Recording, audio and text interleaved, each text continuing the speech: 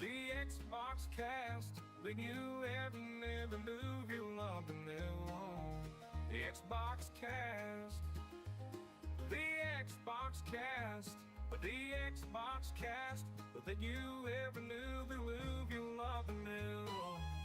The Xbox Cast, you love the new. The Xbox Cast, the love you love the new. The Xbox Cast, the Xbox Cast, that you ever knew. So, what does this run well on, this game?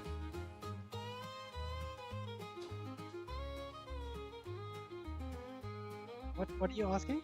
What does this game run well on? This Black Myth Wukong. What does it play well on?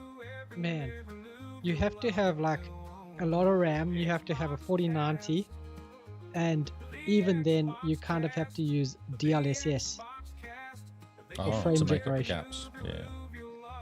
Because it's very unoptimized, and apparently the memory leaks are just insane. But it's not too bad from someone or a team of 30 people that made it. Yeah, but it's nice to have some refinement in that build, isn't it? Surely. Yeah, for sure. I mean, they're working hard. By the time it comes to Xbox, then they'll be putting patches out for everyone else, you know? No, they're putting out patches for everyone else and not do Xbox. That's what they'll do. That seems to be the way to go. The Xbox Cast, the Xbox Cast, that you ever knew the love you love the new. The Xbox Cast, you love the new. The Xbox Cast, the love you love the new. The Xbox Cast, the Xbox Cast, that you ever knew the love you love the new. The Xbox Cast, the love you love the new.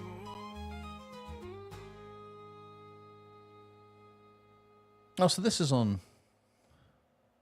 Is this on PlayStation or PC, though? Oh, PlayStation or PC, Yeah.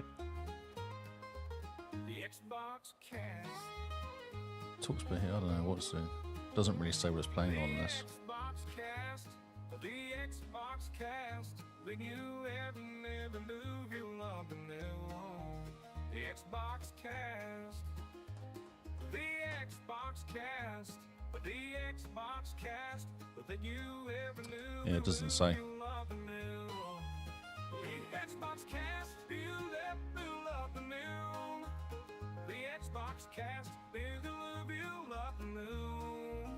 The Xbox Cast, the Xbox Cast, that you ever knew the love you love the new.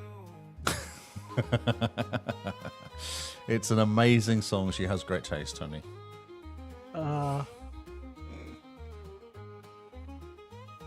Only the true OGs love Yeah, the so song. she knows. She understands. It's an amazing song.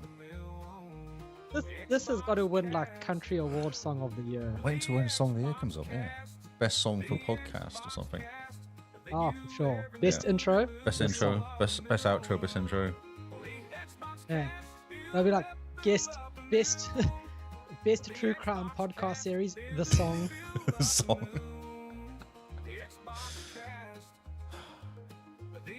Such a wholesome song. It touches your soul. It really does. My doesn't soul has been touched. it? Multiple times. And no one got arrested, so that was a bonus. The Xbox Cast, then you ever knew the love you love the new. The Xbox Cast, Podcast time, Barney. Just calm down, bro. then you ever knew the love you love the new. The Xbox Cast, you love the new. The Xbox Cast, the love you love the new. The Xbox Cast. I don't care that this game is a Souls game, Lee. I want it in my face. I have so many regrets, though. Other than the fact it cost you $130. It's going to come to Game Pass, I reckon. Oh, I really? totally think it's come to Game Pass. Really hasn't You come to play a Xbox. monkey god. How cool You is haven't that? come to Xbox yet, though. Game Pass. Ready when you are? The song started for the third time. You probably should. Oh, I didn't notice. I just thought we were back into the chorus. Right, I'm hitting it. So, This is the Xbox Cast. welcome to the regular show. We're your hosts, Carl and Lee, and we're here to talk to you all about Xbox news. Whoa, whoa, whoa. Tell cute stories. That's what you were about to say. Yeah, well, I was going to say tell cute stories, but that's my other podcast. There's no cute stories here, It's no cute unfortunately. stories. What? There's just awkward Xbox news.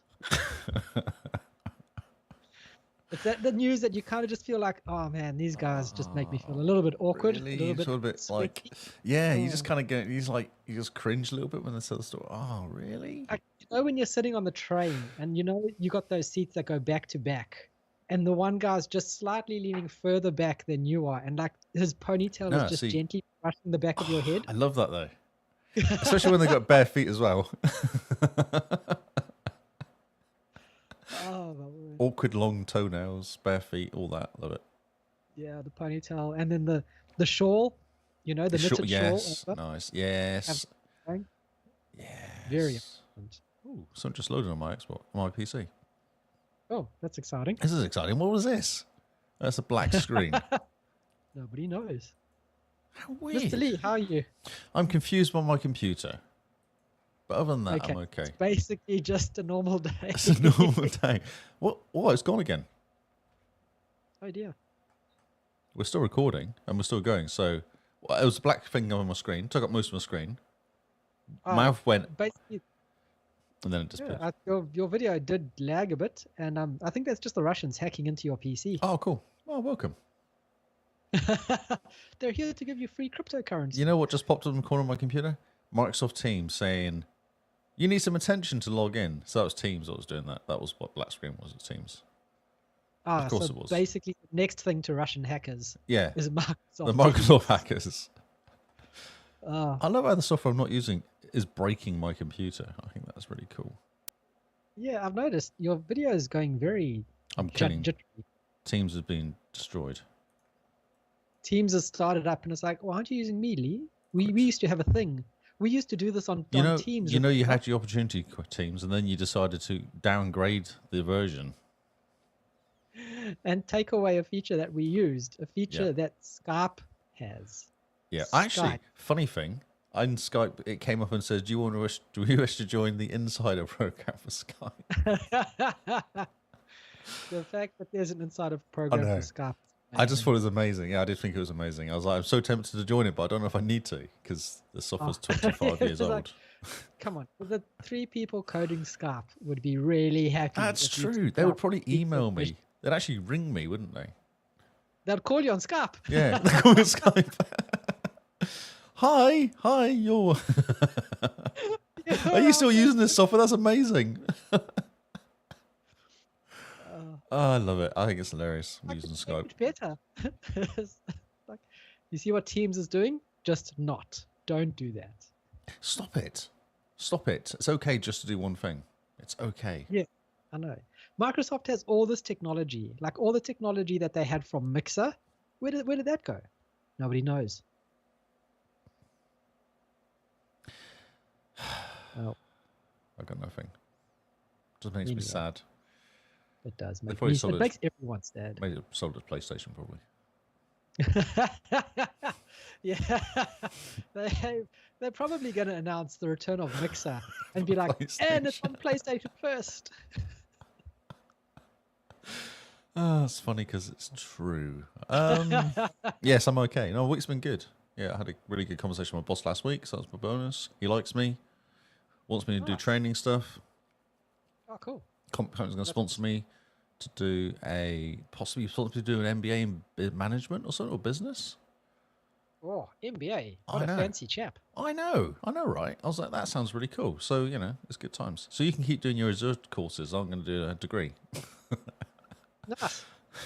I think You will go into management. I'll continue being the monkey. looking at cloud stuff, going, "Oh, look, shiny."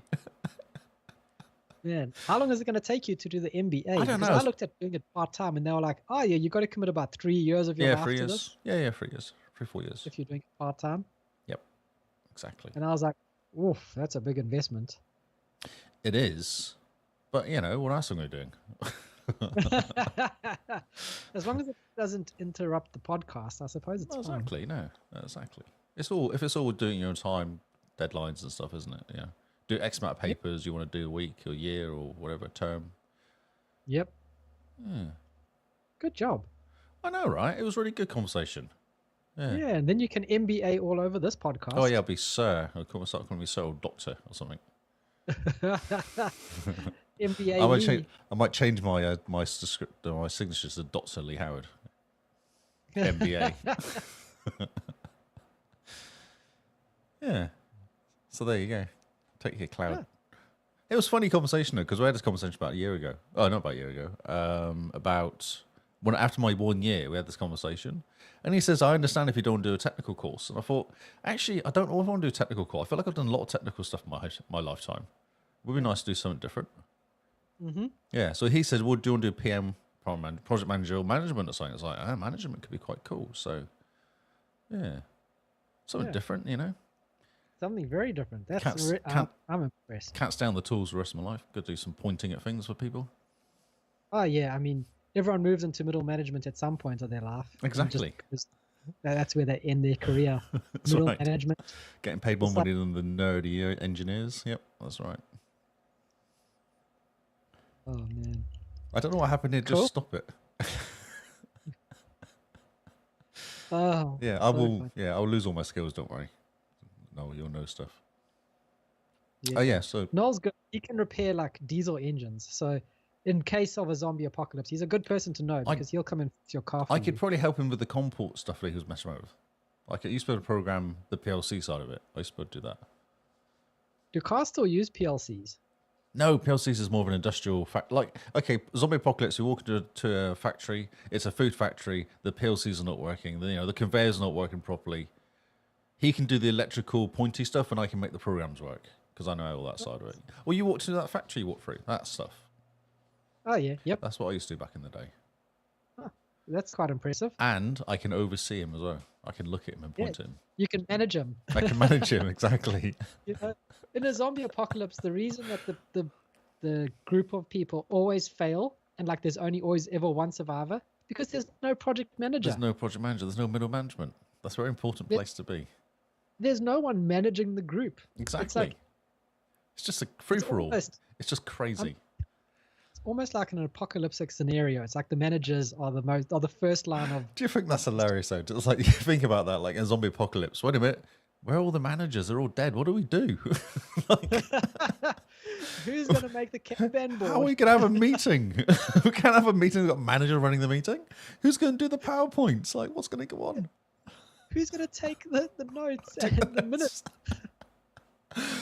Oh no. Meetings work. I've never paid attention to meetings. I've always just arrived. I just turn up and play on my phone. Working. And then when it's my turn, I'm like, nothing from me, thanks. Exactly. And if you're feeling really adventurous, then you say, I think you've covered it all, Bob. Yeah, I was in a meeting like that today, actually, which was a bit funny because I was sat there going, this is really boring. It's not to do with me. And then all of a sudden I heard the word we capture. I was like, oh, crap, because that's my bit. But they weren't talking about my bit at all. And luckily I was paying enough attention to run like jump in the conversation. But I was like, oh, crap, we capture. That's me. I should say stuff now. Let's have a meeting about that next week. Oh, yeah, that's a good idea.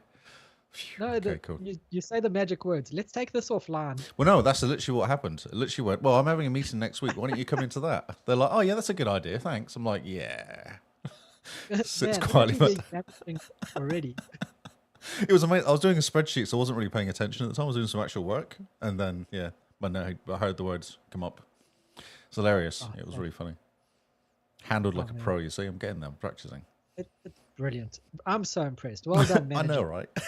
Sir. Call me sir. Sir manager, sir. Sir Howard, what was he knighted for? Man, his management was his management skills. Isn't that what politicians get knighted for, though? Like their management skills. Pointing at things. Congratulations, you wore a hard hat at a photo op. You That's are right. now a knight. You shook someone's hand. Well done. Man, the way you cut that ribbon just inspired everyone. Our country Like, inspired. For the 5 minutes that you were cutting that ribbon, poverty was eradicated. There was no class warfare. It was beautiful. You know, children were crying in the streets, calling your name. And then as soon as you opened up the Woolies down the street, it all came back. That's right. Like as soon as the ribbon hit the floor outside the Woolworths. Oh, sorry. It just turned into dust as it hit the floor, didn't it? Like, Yeah. And then the helicopter comes to take away the politician because he's got somewhere else to be. that's right. Lunch. Lunch and a winery around the corner. Yep. Oh, man, that's funny. Yep. Manager Lee. Manager Lee. So that's hilarious. Oh, that's going to be fun. Well, we'll see. It might be really hard. It might be a bit dumb, you know. might not be clever enough to get a degree. There's a reason I haven't got a degree my whole life. It's because I'm stupid. This might be the evidence. You don't need to be stupid. You need to be a certain kind of stupid, where you sound smart to stupid people. Just keep talking, yeah? Yeah, that's it. Like if you can sound smart to stupid people, that is how you make your way in this world, without a doubt. Is that how you've done it? Basically, my whole career is just built on buzzwords. Just that buzzwords, mean that's nothing. right. You know, synergy. That's IT, is it? Synergy. Project management's fun though, because it has so many weird, waterfall project managing, and got to make sure you're agile. Yeah, all this sort of you stuff. got to run some sprints. Yeah, there's some sprints. Yeah, little sprints. Yeah, Yep. And then you get together for the team huddle. that's right. I say this as someone who actually runs sprints. It's like well, one place I worked, they had they were really technology company, so they decided to use different coloured post-it notes on a blackboard to work out what people are doing. Yep. That's very Silicon Valley, isn't it? I walked past it going, I'm sure we're an IT company. There must be some IT that does this, isn't there, somewhere? If only there was a program that does this, that could email people or tell people what they're working on instead of people having to look at the board. Because they had literally like columns of this is the project and this is the people working on it. This is the and then like just someone literally handwritten. Like I was like, wow, we're so technologically advanced in this company. This is so amazing. Man, that project manager must have gotten such a bonus for doing that. Exactly. Because I mean, you sell that to upper management. That's You're right. Like, look at how we're managing we this can use project. different colored post-its. What are the different colors for? Different people. Wow. No, go one step further. Do you think they sat down? They sat down and that happened like, wow. I think they would have had to sit down and just be like, man, that was impressive. Take the rest of the day off. Can't email CrowdStrike issue. Ooh, it's a bit soon for that. Is it too soon? No, you don't have different colored post-it notes for different people. You have different colored post-it notes for different parts of the project. So that way, the programmers know who they have to talk to get stuff moving. Like, Jim over there is also working on this module. So I got to go and talk to Jim because we're both now working on a bit of this module. Then Susie over there is now working on... Are you going to implement this in your office? I think you should. I think you should get a whiteboard and just get a whole bunch of post-its and just cover them. And don't actually write, don't say anything, just start covering the post-its. Oh, no. I do this digitally. I use Microsoft Planner and like Kanban boards all over that, Lee. It's fantastic. No, but you need to go physical. It's all about going back. You need a hipster. Think hipster. Hipster project management. Hipster project management. That could be the new thing. Do you come in and he's busy listening to his vinyls? Exactly. He was posting that on his biro. With his ponytail and his shawl. His cords. Oh, man. Everything's got wires because wireless, man, it just sucks the life out of you. He's playing it on his tape cassette deck. Yeah. Yep. He could be he could be dictating into a tape, maybe. Yeah. Yep. Yeah. Perfect. Wow. Man. We've sorted it out. We've done it. We've worked out the whole world. Yeah, there we go. project managers need to go back to being hipster project managers. That's a new thing. You wait. Things will get done a lot quicker. That'll be all over Because they'll be TikTok too soon. busy being hipsters to actually get in people's way and be like, where's that project? They'll let people actually do their work. Do the actual work. That's a perfect project manager. The perfect project manager is someone who has a meeting at the beginning and says, right, guys, this is the goal. Here's your work. And then has a meeting at the end to say, good job, everyone. We're taking you for pizza. I would say I use project managers to talk to customers sometimes when customers are being dicks. Excuse the language. Because you go, project manager, please can you talk to customer because they're stupid and they cannot understand what I'm trying to do. In a nice way. And they go, oh yeah, sure. And then they go off and like smooth the customer for a bit. And then they come back and say, okay, so you've got another 10 hours and now they understand what you're doing. You're like, perfect, thank you. That's your job. Okay. Good. That's a good project manager. Yeah, that's what you do, project manager. You point them at things, point them at problems. This is a problem. Please sort it out. Nice. So maybe you should be one step above project manager and you should be project manager wrangler. A wrangler? A project manager manager? Project managers. A PMM? Project manager.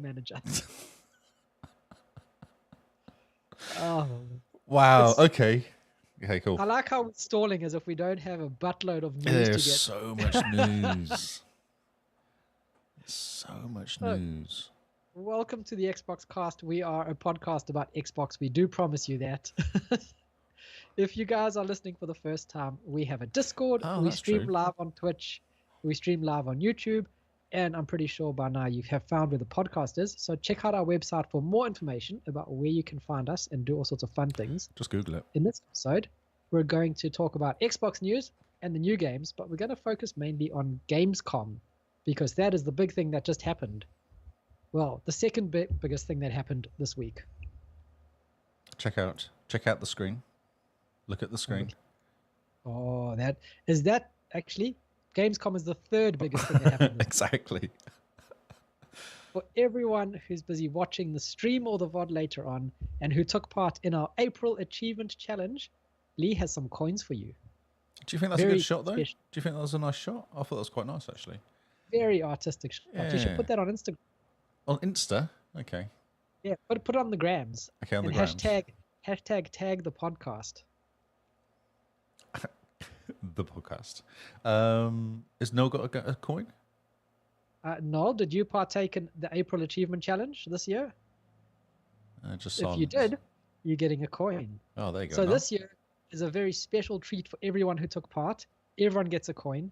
Normally, if you take part in the April Achievement Challenge and you're a patron, you get a special commemorative coin, saying that you took part. It's the year. It's got our cool logo on it.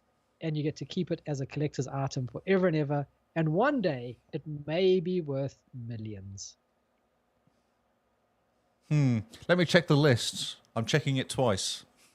Oh, Santa Lee. Yeah, Santa coin. Project manager to Santa Lee. Santa. Chili Dog. Last name is TD Lee. At the top. TD Lee. Yeah, TD Lee. Top of the list is Tony. Lee? I believe you're on the list, Tony. Tony is getting a coin. Do you like the way I did it? So I hid away the dresses of people. I thought that was quite clever of me as well. It's very clever. Yeah. I like it. Yeah. Yeah. Oh, I was quite impressed with myself. I'm very impressed. Yeah. It's actually in the Discord, the picture. Nice. If people were paying attention, there would have been a preview. Oh, so exciting. So, Tony, did you get a coin for last year? And do you have a special display case for your coins now? Since I assume you're going to be getting a 2025 coin at some point. I suspect she does. She's probably got. She just wears them around her neck all the time. She's got a special necklace. Oh yeah, fantastic. Yeah. Eventually, you should have enough coins to make an entire necklace. Just coins. Brilliant. Yep. Okay, cool. So that was a little interlude. We do the April Achievement Challenge in April. Coins. And get coins for doing stuff. Yeah. If you guys want a coin next year, check out our website and have a look at the April Achievement Challenge. It basically tells you all about the event we run in April and what you need to do. And you can sign up to be a patron. And if you're a patron, hey, you get a coin. $1. That's all it costs is $1. It costs you $1. You get a coin and you get the knowledge that you've supported a homegrown podcast. Yes, that's right. Homegrown. Okay. homegrown. Well, I was going to say homemade, but I mean, most things are homemade. Well, not really. I don't think my cup was homemade. Oh, well, you Look need at to mine. go take up some pottery classes, Lee. Yeah, it's true. Yeah, get myself a kiln. And then you can start rubbing And do some shoulders with the glazing. hipster project managers. Yes, we can come with our ill-shaped, misshapen cups. Yeah, you're very bad ashtrays. That's right. Everything's an ashtray, isn't it? That's Always, and it's exactly. never a circle. It's just like this horrible molded ashtray that looks like it's been melted down. Yeah, it's an ashtray. No one smokes anymore, but let's keep making ashtrays because they're flat. It's easy. It's easy. If it was easy, everyone would be making ashtrays. Everyone does make ashtrays, though. That's the thing. Even kids now make them. They have no idea what they're for. They still make them, though. Oh, that's funny. Okay, let's do some news. Lee has some news for us. We have so news. Lots of news. All the news. But first, all the Xbox news. Yeah, not just any news, but the Xbox news. We have the charts. The date's wrong, though. Oh, no. True Achievements has let me down. Is there no charts this week? There's no charts this week, no. Oh, I just my looked at word, it and was like, no, that's not the charts because that was last week's charts. Oh, dear. Oh, dear. Xbox. Man, we rely on True Achievements for a couple of things. One thing, basically. One thing. Nonsense. I don't know if we can do it again. Can we make it exciting 2 weeks in a row? I don't know if I'm that good. I'm good. Well, we know I'm good, what the top but... 5 going to be. That's right. Yeah, 8 days ago. Yeah. I know, it's sad times. Sad times indeed. Is it? Oh, look, there's a website with them all. Oh, okay. I actually didn't realize there's a web page with all of them on there. Oh, that's exciting. Where is this fantastic page? It's you're on True telling us? Achievements. It's called Chart. News type chart. That's the... News type chart. Where do you see that? I see nothing. You see nothing? Nothing. I see nothing. I see nothing. I've put it in the thingy, the pocket.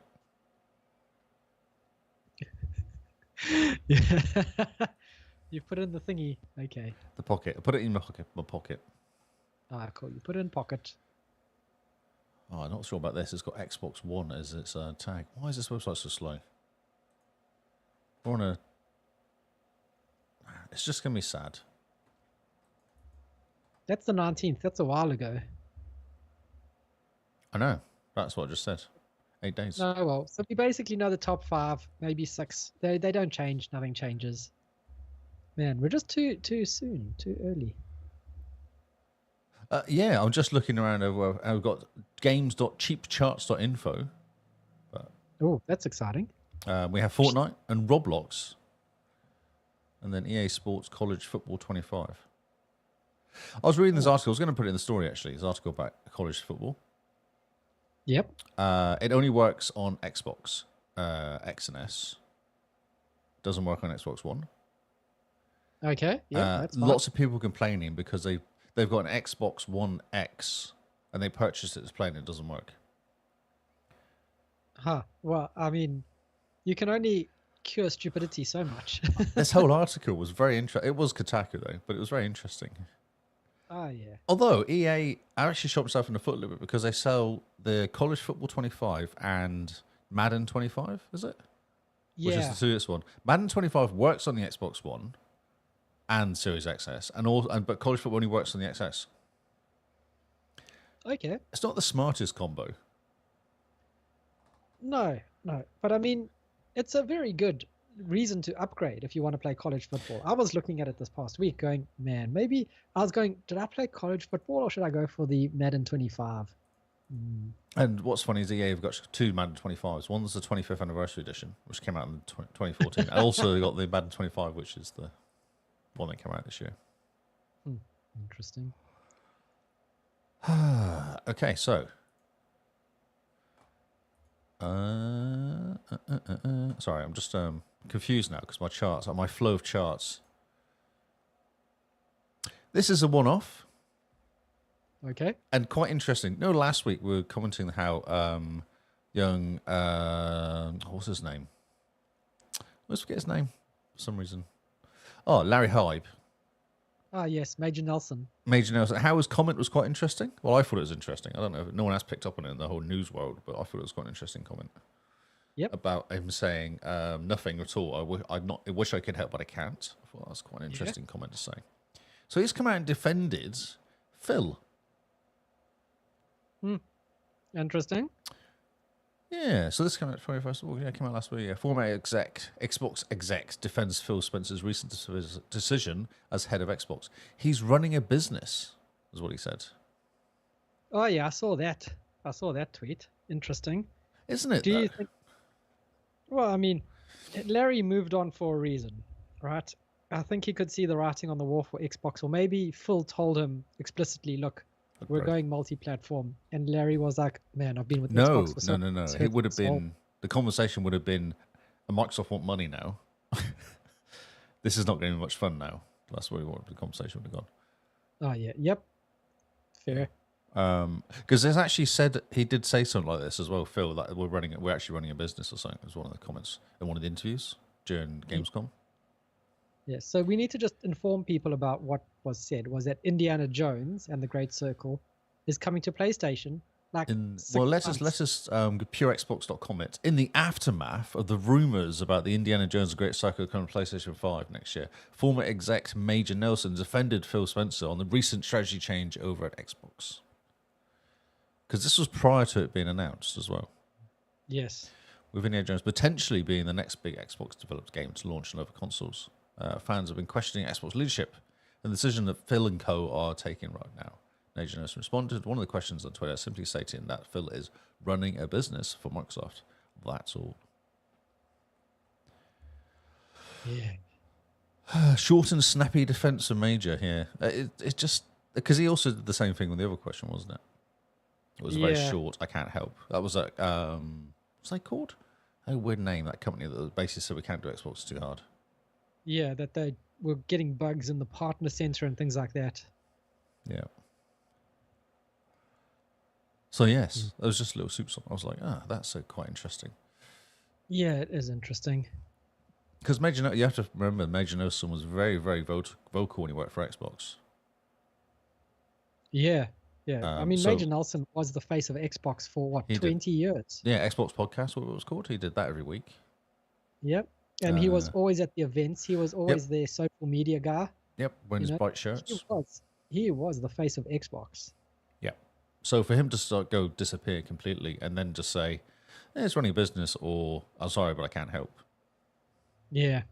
It's very, very suspicious. Especially after last week's Xbox for sure. Especially after last week's quite negative podcast we did last week. Indeed. Okay, so Gamescom. Yes, Gamescom happened. Opening night information. It actually happened Wednesday, didn't it? The opening night, the day after our podcast. Yeah, the day after our podcast. Yeah, they did it on purpose. It's nice though because all the news kind of goes through. I think the last night, wasn't it? Was it last night? Yeah, I think so. Yeah. Yeah, so it's been kind of nice for all the news has just gone through. So we got Borderlands 4. Dramatic reveal. Do we need a Borderlands 4? Do you know? One, I knew you'd say this, and number two, was the same kind of reaction to me. I was like, I don't know, because I've only just finished 2 like last year, and I haven't played 3, and I haven't played the prequel, both of which are a bit average. Yeah, 3 was a bit average, it seems.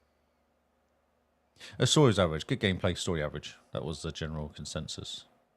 Yeah, I mean that's Borderlands for you, but still, do we need a number 4? I put some sound on, but it might be a bit loud.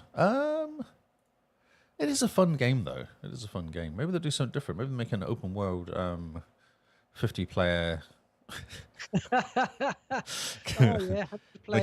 Call of Duty, Borderlands Duty or something. Border Duty. Border Duty. That's a different game. So grand reveal of a dramatic teaser trailer, realistic video of planets crashing, burning. We'll get a glimpse of the iconic Raider and mask. A bit of a troll, which is fitting the series. So yeah, launch 2025. That's all we know. But it's cool that they're working on it though, because it's been a few years since the last one. Yeah, I do wonder because the movie came out and everyone says it's poo. Yeah, so do you think that they were hoping that the movie would take off and then they'd have this reveal and everyone would be Although, over the didn't moon? someone watching our Discord and said it was actually quite good? They had no problem with it. Rebecca did. Rebecca? But I think she's... Do not trust Rebecca. No, she's way too optimistic about everything. Says you. I have reckless optimism, but it doesn't mean I'm optimistic about everything. No, true. You don't like stuff that's good. You still haven't watched. You still haven't watched. What was it called? Fallout. Somehow. Stuff that's good. I like stuff that's good. I like good stuff. Apple user. So there we have Dying Light the Beast is unleashed. Yes. It's all going to shout at me. I'm going to mute this page because this page is going to be very loud. I can tell. Mute tab. Everything's really loud. I have to jump to Scarambo and grab the mute. After teasing ahead of Gamescom, it looks like new Dying Light games called Dying Light the Beast. Trailer shows familiar first-person gameplay of lots of parkour, zombie murder, entire new game set open world rather than spin-off. Keating notes it's 20 hours in length, which is nice, making it a bit shorter than the average Dying Light game. Considering Dying Light 2 is what, 120 hours or something? I had no idea. It's exciting. People walking around in the dark. And zombies. And zombies. I haven't seen any zombies yet, though. Oh, I've seen... Okay, spoilers. Spoilers, yeah. Oh, gosh. Looks nice. Oh, he's a bit dead. Oh, you got like a... what do you call them? Predator sort of style thing going on. Ooh. Just with the interesting looking. Oh, hello. So yeah, Dying Light. Run around, jump over things, kill zombies. Nice. Dune The Awakening. Ooh.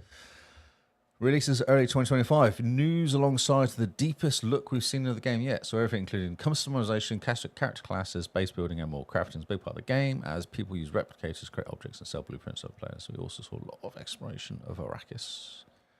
This pilot's can now pilot an ornithopter to different settlements full of factions of other players. Of course, you get a glimpse of some intense space battles over space. Nice.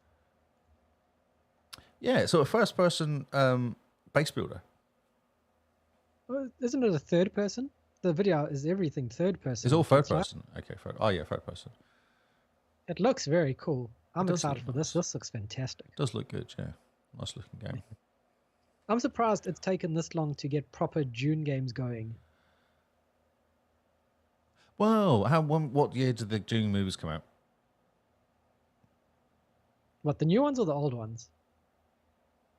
The last ones. The last ones that came out. One came out last year. The one was 2 years before that.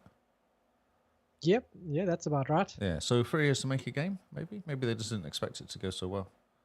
Yeah, maybe not. Interesting. It looks very good. It gives me Mass Effect vibes. Yeah, it does a bit. Just a And bit that's a good sandier. thing. 'Cause Mass Effect is a fantastic You can game. do rock climbing. No games do rock climbing other than rock climbing games. Most games don't let you climb rocks. It's true though. You have to normally use a hook or something. Yeah, yeah. Yeah, it's very Mass Effect-y, isn't it? It is. It's fantastic.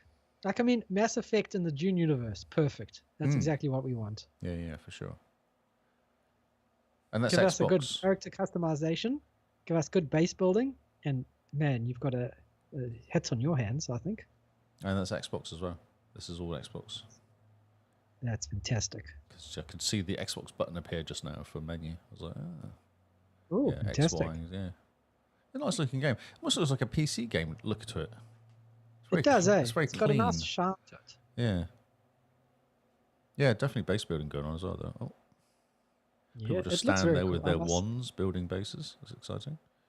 I am very, very impressed. Okay. Cool. So June, what is it? June Awakening. Dune Awakening, yeah. Early 2025. Nice. That's going to go onto the list. Onto the list. And then we have a game which will just everyone would just struggle because it's hundreds and hundreds of hour game. It's called Monster World Wilds. Monster Hunter Monster Wild. Hunter Wilds. I was just thinking. I was just Monster thinking how much this World. game is going to hurt everybody when it comes out. Yes, Monster Hunter Wilds. I'm sorry. It looks so good though. Oh my word! Like this is fantastic. Oh, I'm so excited for this game. I never thought I could be a Monster Hunter fan, but Monster Hunter World convinced me. I feel Even like I- you were a watcher rather than a player, though. At the moment, yes.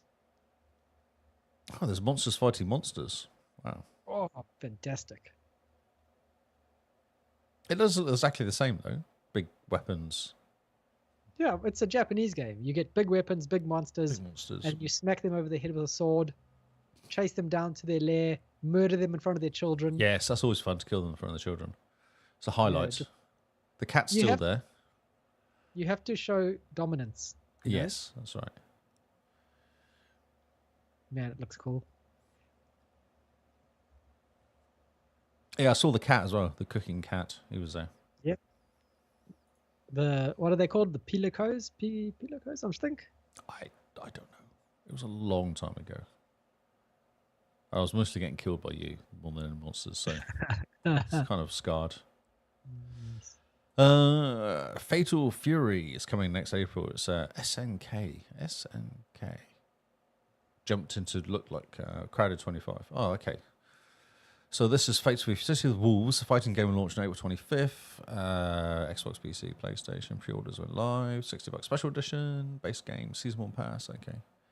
Launch with 17 fighters. Rollback net codes. What's a rollback net code? Rollback netcode is the way they do these fighting games over the internet. It's the protocol that they use to figure out who landed what punch when you're dealing with latency from the internet. Oh, okay.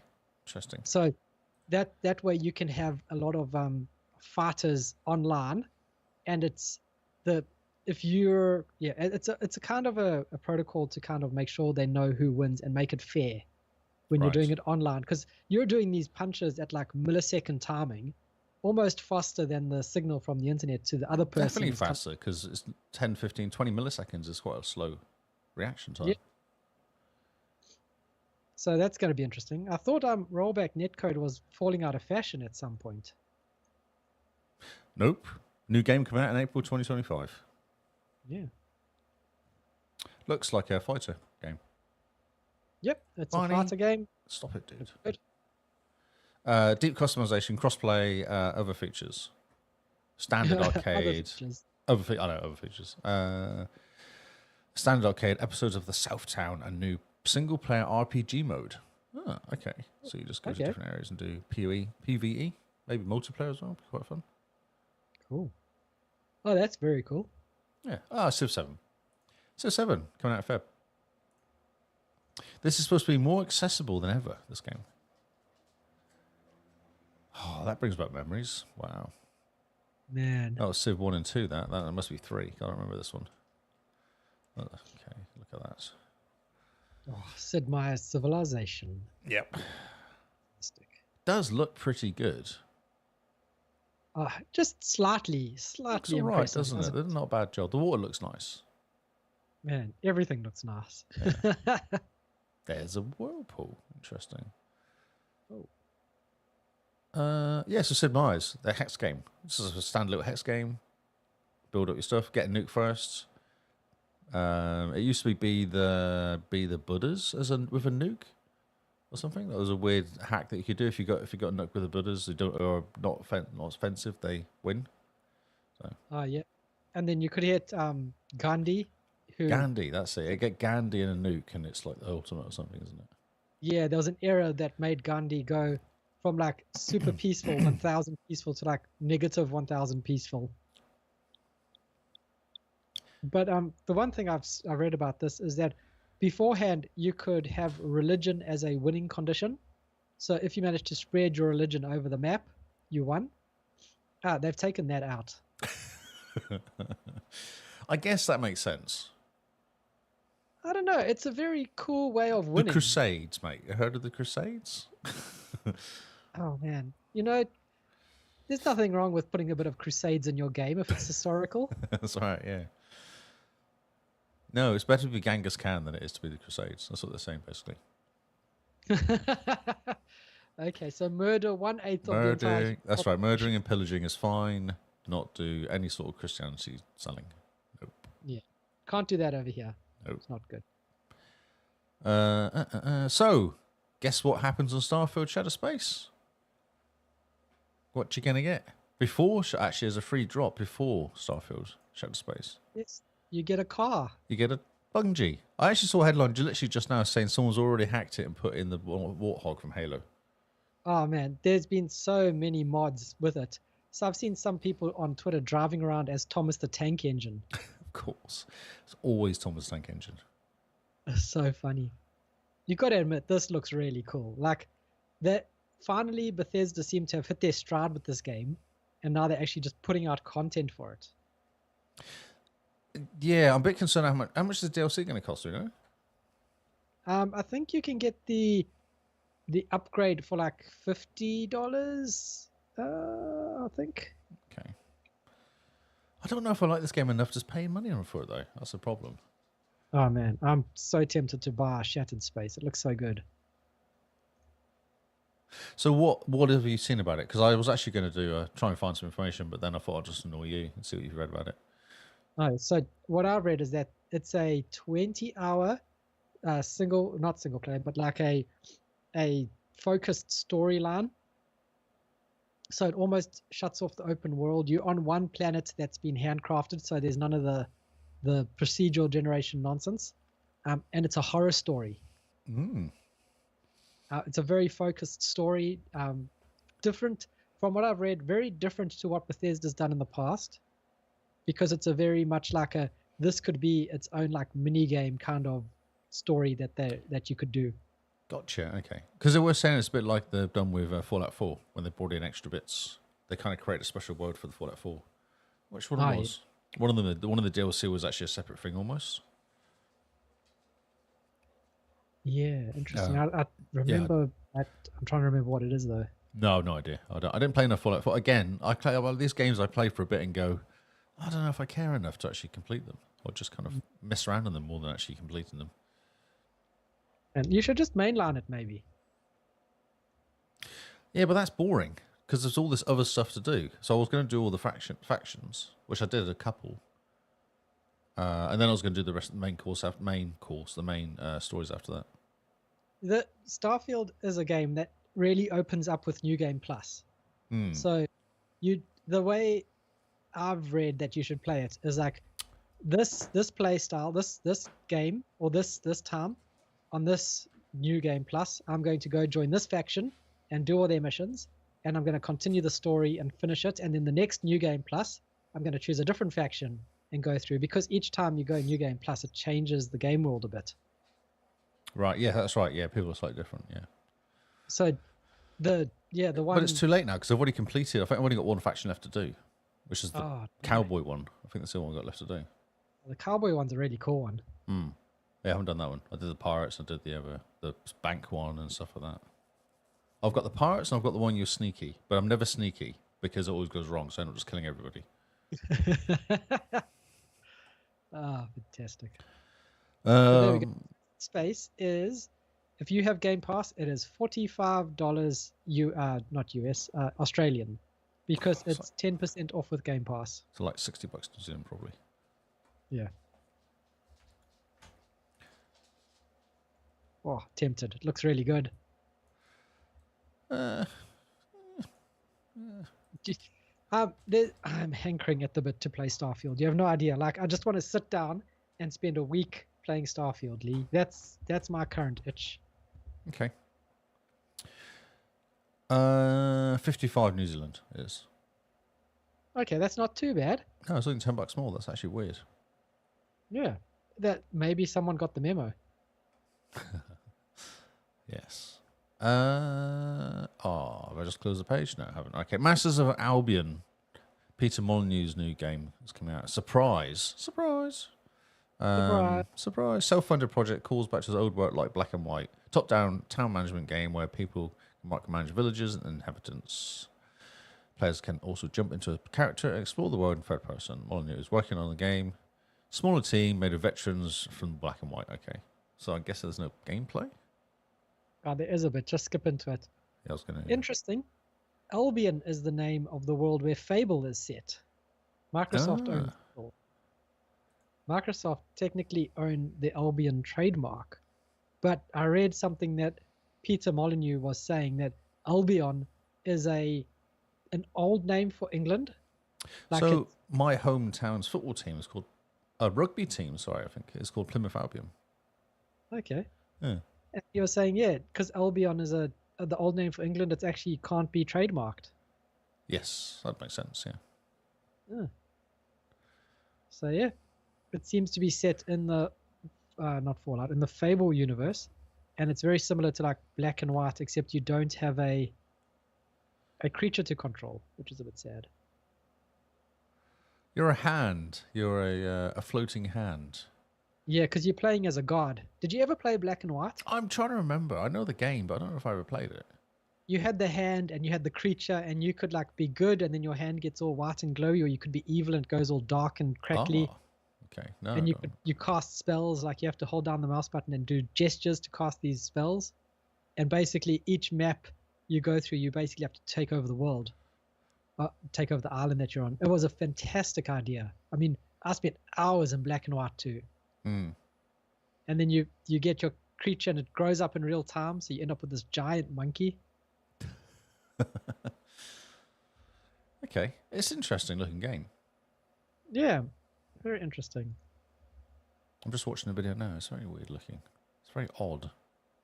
There's something odd about it. I don't know what it is, but there's something odd about it.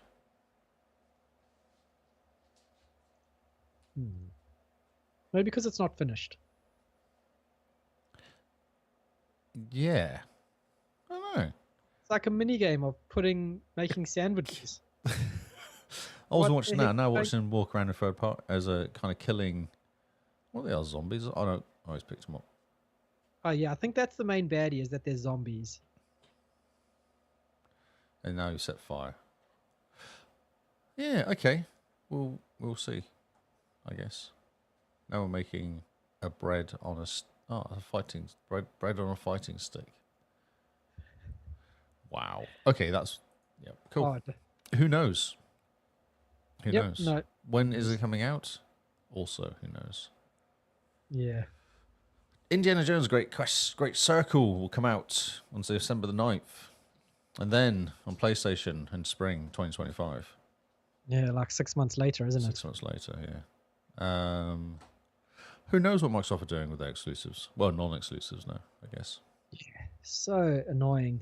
And do you know what annoys me the most about this? Not even a surprise. It's not a surprise. And the fact is, it's not that Indiana Jones is going to PlayStation 5.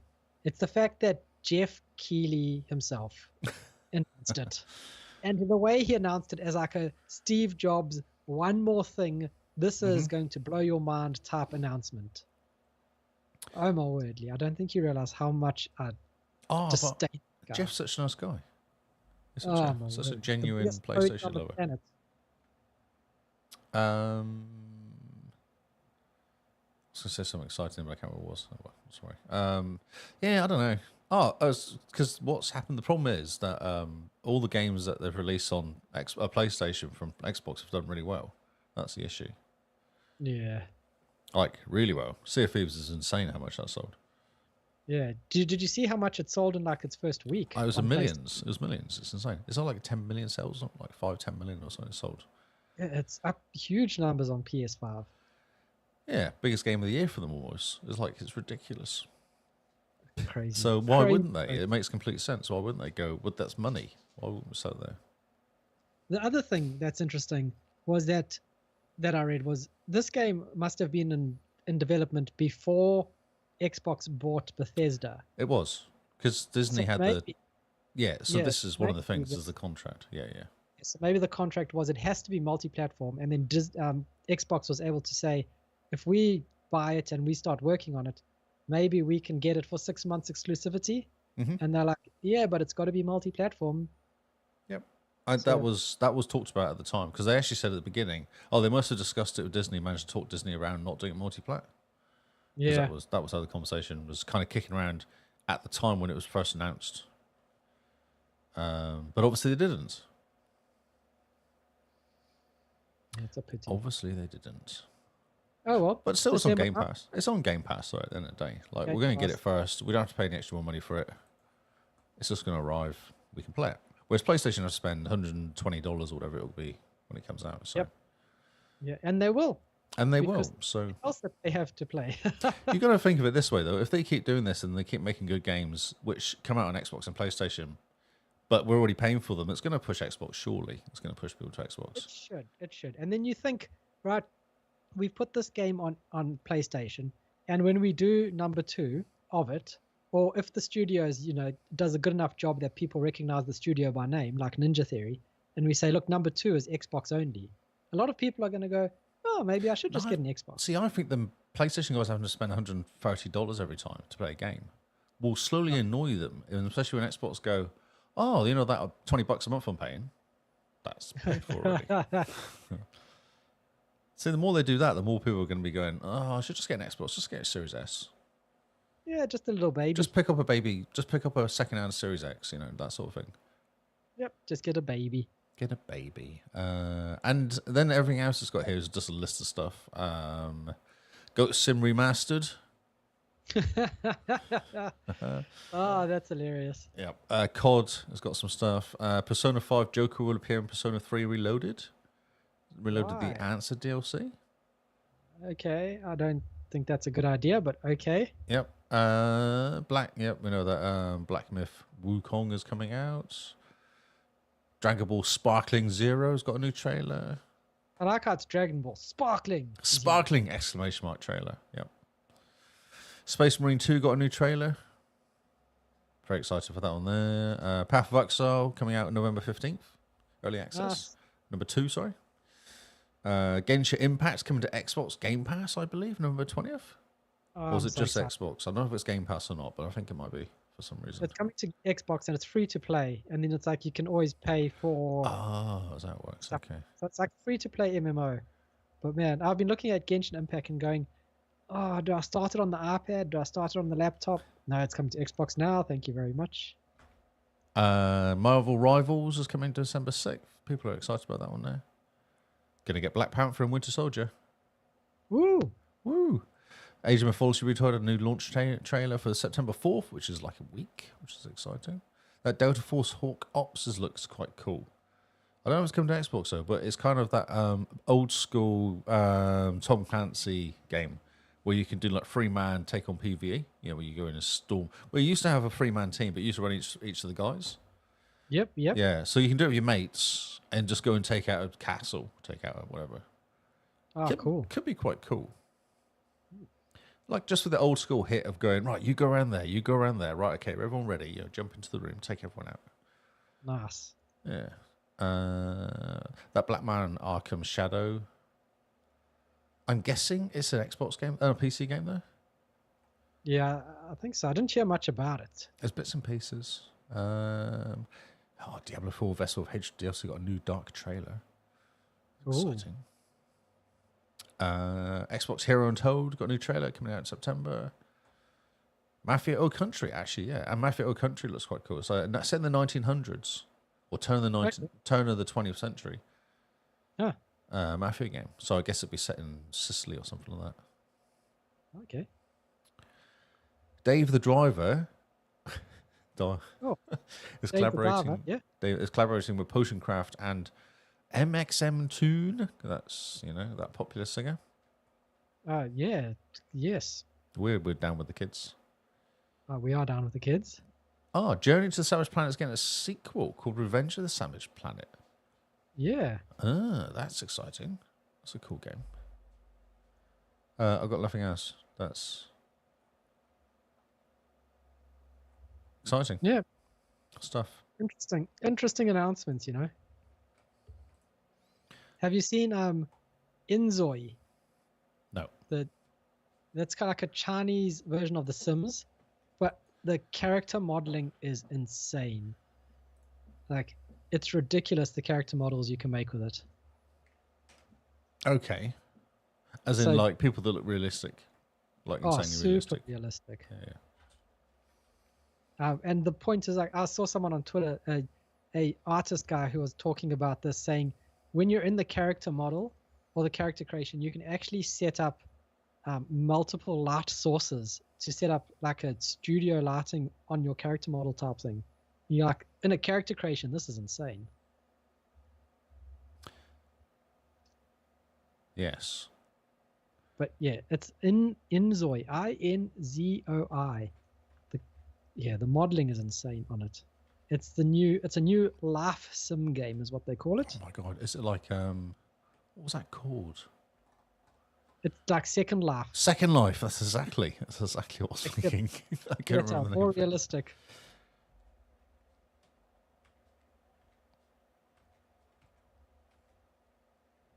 Having weird issues at the moment. I don't know what I should do with this. Watch. There we go. Is this? This does look like The Sims, doesn't it? Yeah, it does. It's funny. How was The Sims? How many years has been The Sims been out? Man, Sims started in what, Sims 4. 2001? No, sorry, Sims 4, the latest one. When was Like that developed? 2013, wasn't it? Because it's exactly the same. They haven't changed any of the graphics or looks. What, this? No, this is way better because The Sims is stuck in 2014 or whenever it came out. Yeah, for sure. Yeah, it's kind of crazy. This is like the best game ever for you, isn't it? You're watching this going, I'll just make characters all day. you just make characters. Yeah. I mean, look at this character creation. It's insane. Yeah. Where's the random button though? It's not a League game. I don't think- Oh, Just randomize. All we want to do is randomize. no, you don't want. Not in this game. You want to make your character look pretty at least. Okay. You know, give her a nice hat. Funny. It's funny. Give her a nice hat, yes. Okay, cool. This is a fun story. Xbox finally explained what caused the Red Ring of Death. Oh, Did you see this? I thought it was kind of interesting. And the fans aren't impressed. No one cares. It was 20 years ago. Come on, guys. Really? Yeah, so obviously they talk about how great it was. The Halo 3 and Fable 2, Dead Rising, these amazing games come out. So the actual reason, what was it again? So what it is if you turn off the Xbox and then turn it back on again quickly, that's what causes it. huh. Okay. Yeah. Interesting. Yeah, all these people are playing this game. So they turn this thing off and then on, then off, and then turn it on, then off. It does all sorts of stresses to it. So it'll be the power going to the, to the chips would blow all the circuits, basically. That's what they're saying. Interesting. Yeah. I just thought it was kind of interesting that they actually came out after all these years and said, oh, this is actually what caused the problem. It's like, okay. That was it. That was all. I just read it and went, never really, because I always thought it was overheating. I always thought it was like if you leave it on for too long, it gets a bit of dust in it, then it just overheats. Yeah, I always knew it was something to do with heat. Yeah, but it's not though. That's a power issue, isn't it? That's like a power issue. But they say it struggled with being turned on and off due to difference in temperatures. Because I remember my one friend Matt, he was playing Gears of War 2 Horde mode on his 360, got to wave 50, and the whole thing just red ringed while he was playing a game because it was too hot. Just got too hot. Yeah. It just got too hot and melted itself. Yep, just blew it out. Yeah, a lot. You can buy those fans, can't you? Those kind of square fan things that you just sit on top of it. That's what people are doing. Those little USB ones. Yeah, just to try help. Yep. That's all. I just thought that's kind of interesting. I was like, there you go. Yeah, that's pretty cool. Some good history there. Yes, a callback. This is I don't know, Phil. All right, so Phil is interviewed at the Gamescom. Yeah. Wow, that was a year. We have more Xbox console players than ever as fans question Microsoft's multi-platform strategy. Wow. You sound sad, bro. It's okay. It's interesting that he was only interviewed by the the official Xbox podcast. Oh, yep. With the questions lined So- up nicely for him. Yeah, so he knew the answers to the questions. Sarah Bond was sitting next to him, so she could kick him under the table in Of course case she could. he went off script. Very Yep. much like you're going to sit here, you're going to smile and grimace. You're going to, you're just going to grimace through it and smile and tell us the world is wonderful. Smile and wave, we're boys. the Smile ones- and wave. We're the ones going crazy. Yep. There was a fantastic tweet of some guy. You know that clip of Homelander sitting in the theater, just deadpan watching Yes. this. I'm just watching it with his eyes kind of pretty glazed over almost. Glazed over. Yeah. So one guy tweeted saying, I was sitting close to Phil Spencer when the announcement for Indy going to PS5 came over, and he was sitting here just like this. And there's Homelander, just eyes glazed over, just staring straight ahead. Just like, yep, he didn't want to make eye contact with anyone then, I'm sure.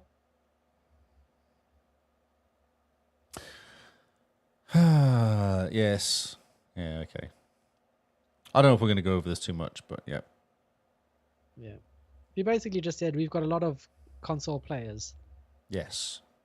And what is an Xbox console player in your mind, Lee? Is it someone who plays on a console? Because I can bet you your definition of an Xbox console player is very different from a Microsoft definition of an Xbox console player. He does say at the end about the PlayStation getting Indiana Jones. I'll start by saying the machine's doing a great job. Doing a nice job with Indiana Jones. Most important thing to qualify games is just nice to get a long gameplay segment. Going to PlayStation announcement, obviously last spring, we launched 4 games. 2 of them switched to 4 on PlayStation. We're still going to learn during the Xbox showcase. I might say from our learning, we're going to do more from what I see, what I look. From what I see when I look, our franchise are getting stronger. Because they're complaining that he said last year Indy wasn't going to go to multiplat. Yeah, the exact quote was, the game's going to PlayStation is not Indiana Jones or Starfield. So guess what game is going next, Lee? At the moment is how everyone says. Oh, but he didn't say. He said at the moment was what he meant. Not. Yeah, I know exactly what's going next. Starfield. Come on, let's not be negative this week. Come on, I'll try and find some more positive. Okay, let's go. I read the headline for the next. In hindsight, Microsoft's buying Activision may have been the worst decision. Let's not read that one then. Let's skip that one. This is a fantastic opinion piece that I found and dropped in.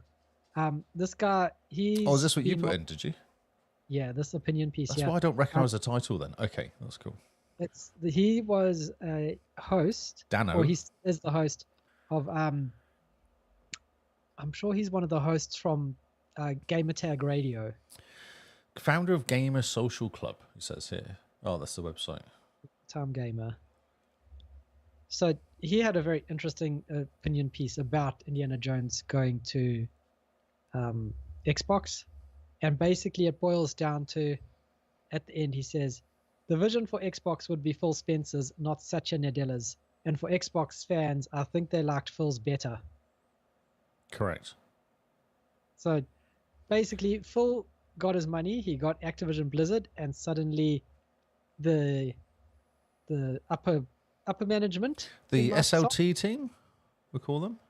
SLT, Yeah, that's just- what everyone calls them in business nowadays. SLT. SLT, Senior Leader- Leadership Team. Oh yeah. The SLT team decided that actually they need to be involved and make decisions. And Satya likes money because his share price is basically his paycheck, isn't it? Of course. All the top guys, they're based on shares they pay, Yeah. which is why businesses are all broken in the US, because they're just going to keep pushing to do what's good for the company, not the people. So yeah. Interesting opinion. Look at piece. I Apple. think Apple don't do anything dangerous because they don't want to lose money. Everything they do is safe. to a degree. No, it is completely safe. Everything they do is completely safe. They won't release stuff unless it's going to make money because they don't want to affect their share price. Oh, Yeah, we're going to yeah. change it. We're going to put a USB-C port in it this year. Speaking of, Simone might be joining us for the podcast a bit later. We'll see. But in order to get her to join, we plugged her road mark into her new iPhone, which has USB-C. And guess what? It just works, Lee. Welcome It to works. Android. Welcome to press the Android back about 8 years phone. ago. Welcome, bro. Welcome. It says did you plug in headphones or something else? And you go, I plugged in something else. And it goes, sweet, the mic works. Do you know how nice it is, Lee?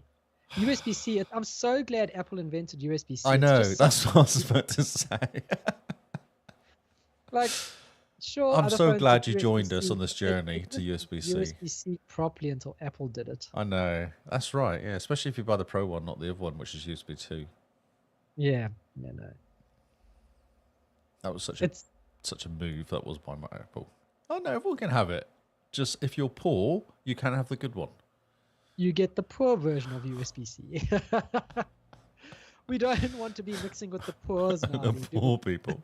Look at Oh, my word. sitting on the bus. Oh, I love Apple. They're so bad. They're so bad. They should be just thrown away. Just like thrown in prison for being bad. I'm a fan. I might be recording a podcast on an Apple at some point in the future. I'm sorry. You have to do that. Oh, you'll be like, man, your video is perfect and your sound is perfect. And when was the last time you even rebooted for updates? You're like, what are updates?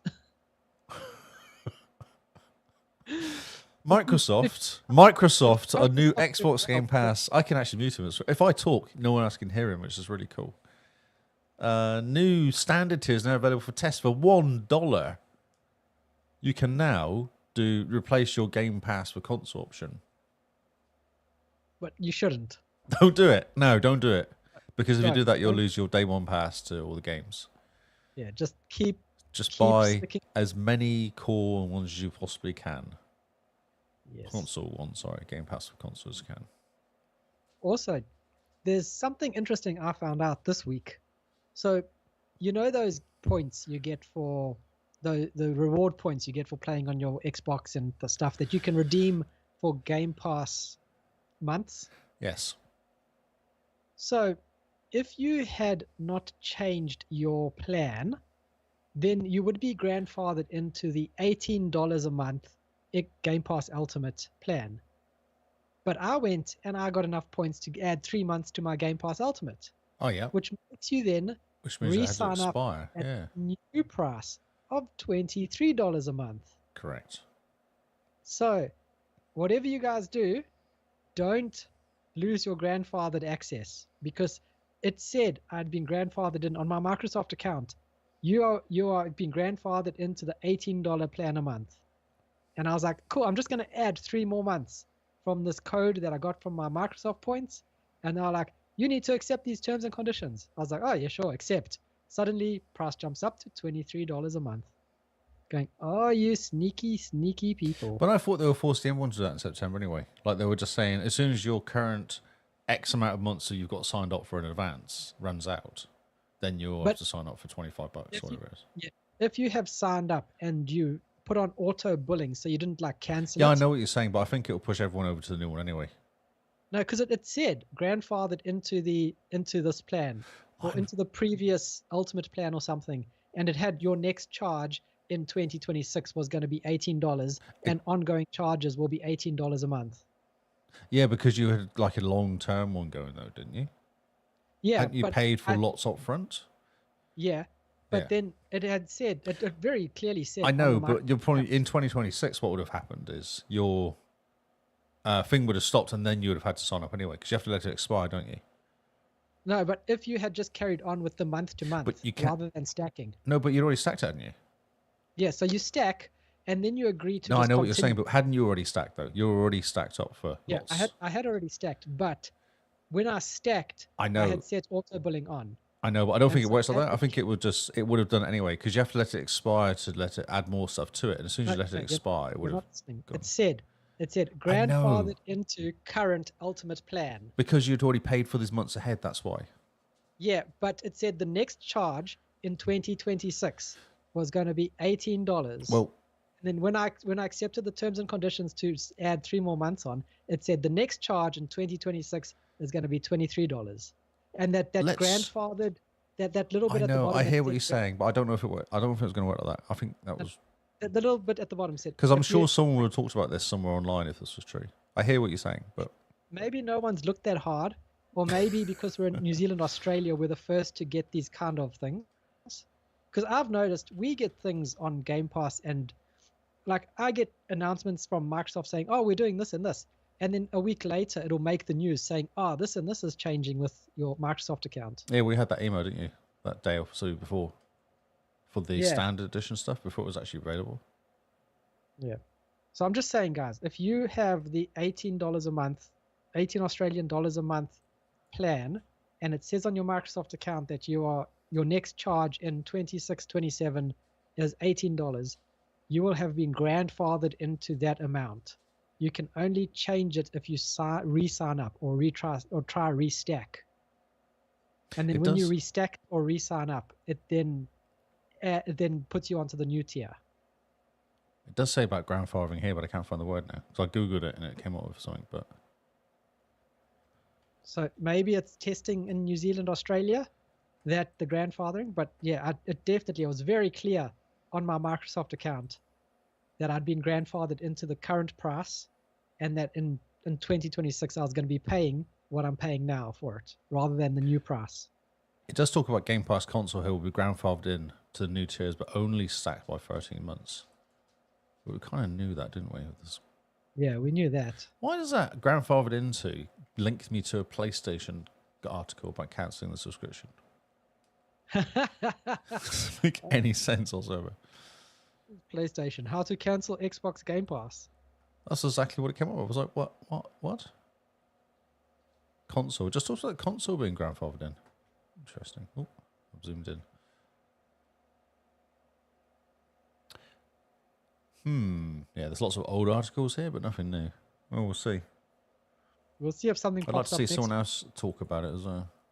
Not that I don't believe you, Carl, but You think I'm just going to go onto the internet and make up lies? so yeah, you can sign up for the $1 standard one. Don't do it though. But if you want to just test it out, I guess.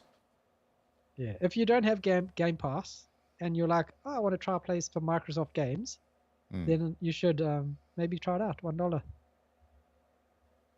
I was just looking for how long. It's $1. You can opt into the Xbox Insider Hub and the Xbox One. So current Game Pass core members with 2 months or more of membership on the current Game Pass holder will not be able to participate in this flight.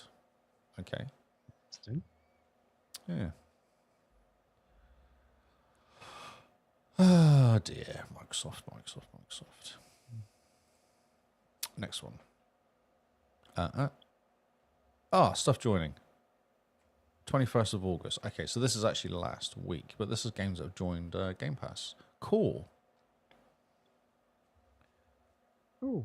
Yeah, and a selection of games come to Game Pass. Cool. All 3 games entering on the 21st of August, so they're in there now. Obviously, this replaces your Game Pass Game Gold service. You get City Skyline, which is a classic. Control Ultimate Edition, also a really good game. And SnowRunners was a fun kind of you're in a truck in the snow game. Oh, brilliant. Yes. And of course, Pure Xbox doesn't let me view the YouTube on their website.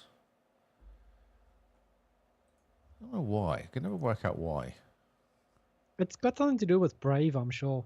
I've just turned off the blocking. Oh well, yeah. So we know this game's anyway. SnowRunner is cool. I played Mud Runner, I think it was, which was kind of fun. Mud Runner was fun. Yeah, and Control Ultimate Edition is awesome. Actually, a really good game. Isn't as good as everyone says it, I reckon, but it is a good game. Have We'll you see. finished it? Yeah, I've completed the main story. Yeah, I haven't done the DLC, but I've done the main story. Oh, nice. Good Yeah. job. Have you? I haven't played it yet. I'm waiting. What are you waiting for, Carl? I'm waiting for some Are you going time to play to it after you play- watched Fallout? Yeah, it's on the list. That massive list. Yeah. What, in this mythical period of my life when I will have time again. Yeah, I think when the kids, I don't know, 20 maybe. Yep. Maybe about 18. Yeah, I was trying to think university, maybe university. Yeah, Yeah. but then Simona wanted to actually leave the house and do stuff. The kid's not here. Let's go out and do stuff. Yep. Starfield's first expansion is borrowing a big element from other Bethesda games. Oh, that's exciting. Yeah, so they're going to 1,000. I think that's when we're talking about it then. They're talking about how this is more small. That's probably what you were talking about, how it's a smaller world. So you're in the city of Dazra. It's all in one location called Dazra, located on a brand new planet called Varunkai. Who knows? Bethesda says Dazra and the surrounding areas of Varunkai are entirely of the new expansion will take place. Big departure from the planet-hopping escapades of the game's main quests. Yes, it's all focused from one city. The beauty that there's exploration, you'll find nooks and crannies in the game, little secrets and discoveries and locations. So it's a return to form for Bethesda, giving them massive cities and adjacent areas exploring. Sounds like a space-themed version of the Elder Scrolls or Fallout. They did very extremely well. So Bethesda's track record with small expansions like Oblivion, Shivering Isles, or Fallout 4's Far Harbor immediately come to mind. So that's what I was talking about. There you go. That was the update. I don't know if you ever played them, but smaller versions. Fallout Far Harbor yet. Yeah. Yeah, so that's quite cool. We'll see. We'll see if it's any good. Nice. See what It looks very pretty, you have to admit. Yeah, sure. Games can look pretty. They have to have gameplay. Not be boring. I think the truck's going to make a huge difference, that game, though. Oh, for sure. It looks amazing. Corsair Sim Racing Rig debuts at Gamescom. I just put this in because I like racing rigs. It's all about me. Set for Q4 2024 launch. So, yeah. How much is it going to cost? It's money. It's all cost us money. This funny money stuff that you talk about. It just costs some money. Some money. Cockpit was ready for sim races, various configurations, a set of brand new Corsair OLED 21:9 screens. They come with Fantech. So basically, it's kind of cool. So it's got all this adjustability to it. So you can someone 5 foot can ride in this thing. So someone 6'6". That's massive. It's pretty cool. Yeah. Additional accessories for accounting, such as a tray for your PC or Xbox or controller. Mounts for direct drive wheel, shifter, inverter panels, stream decks, lights, cameras. I was like, that's amazing. Entry level comes with a mount for a single monitor that ranges in 27 to 49 inch ultra wide. Can be upgraded to take screens of 65 inches. Plus an additional mount so you can put a screen of up to 34 inches above the other monitor. Yeah. And then those who want the triple screen setup, a mount can support setups ranging from 27 to 55 inch, plus additional overhead monitors. So you can have 3 55-inch monitors in front of you. Yep. Gosh, that's fantastic. Isn't it though? $800 it is. And does not $800? include the wheel or seat. So it's literally just the cage. Yeah. Another $200 gives you a seat. So it's $1,000 if you want the seat as well. We'll include the rig itself. If you already have a seat, this rig engineered to accept third-party seats. So I could put this seat in it. That's what they're saying. Like, if you've got a gaming seat, it will go in there. It has 290mm bolt holes mounting pattern. Oh, okay. It's cool, isn't it, though? Looks awesome. It looks very cool. Yeah. Look at those nice Samsung curved that sat there. Yeah, I'm looking at it. Gosh. Really, really cool. Every home should have one. Yeah. Just got to figure out, where's the computer? Where's everything else that's running it? That's fine. That's some problem you can sort out. Using an Xbox is all you need. Xbox with Forza, it look amazing. Oh, yeah, it looked fantastic. Gosh. Oh, here we go. More crazy. I don't know what Xbox are playing out. I really don't. Avowed confirms we're running at 30 FPS. Yeah. It's first person. It's single player. You don't need 60 FPS. That's not me. That was the Sibian guy. Matt Hansen said. How long do you think until they get the patch that unlocks the frame rate and we can play it at 60 FPS like we can do Starfield now? You mean on the PlayStation? Too soon? Targeting a baseline of 30 FPS for first player fantasy RPG. 60 sounds unlikely, however, even on the more powerful Series X. Is it more powerful? Is it all lies, this Series X? It's actually not as good as we're saying it is. Is it just actually the Series S is the more powerful one and the X is in a bigger box? It comes with a Blu-ray player? That's what you're paying for? It doesn't make any sense. None of this makes any sense. You don't need 60 anyway. Pff, you don't need it. It's fine. Well, I mean, I'm surprised you're picking up on this because you're the one who plays games at 30 Oh, FPS. no, I don't care. I just play games. What I do is I turn the game on and go and then continue playing. Like, I don't even bother with the settings. Yeah, I know. It's very strange. It's not. You're the strange one. I'm normal. I just play games. You're the strange one. You're I'm the strange. normal. Your face is stranger. Yeah, but you know, they said it's because it's cool because we can make everything look prettier. It does look pretty. There you go. See, that's what they're doing. This is why it's 30 FPS. Yeah, interesting. I don't, is it a time issue? Are they just useless at time? Because like it says here, actually, so Starfield came out now 60 after an update. Redfall, which is not a good example, but it did come out at 30. Now it runs at 60. It's got to be something you think, hey? Because I mean, they probably are busy building it for PS5, and that's taking away a lot of their technical people, you know. But still, it's stupid. That's you hilarious. have the whole point of a console is that you have a standard set of hardware to code for, and you can literally say, "Here is the metal. We can push it to 100% of it because we know its specs completely." Yep. And Microsoft should say every first-person game that comes from any Microsoft studio, 60 FPS is the minimum. Didn't Forza come out at 120? Something like that. Yeah, I'm sure it's got a 120 mode.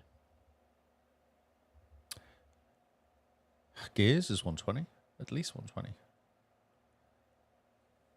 Yeah, but that drops it down to 1080p, doesn't it?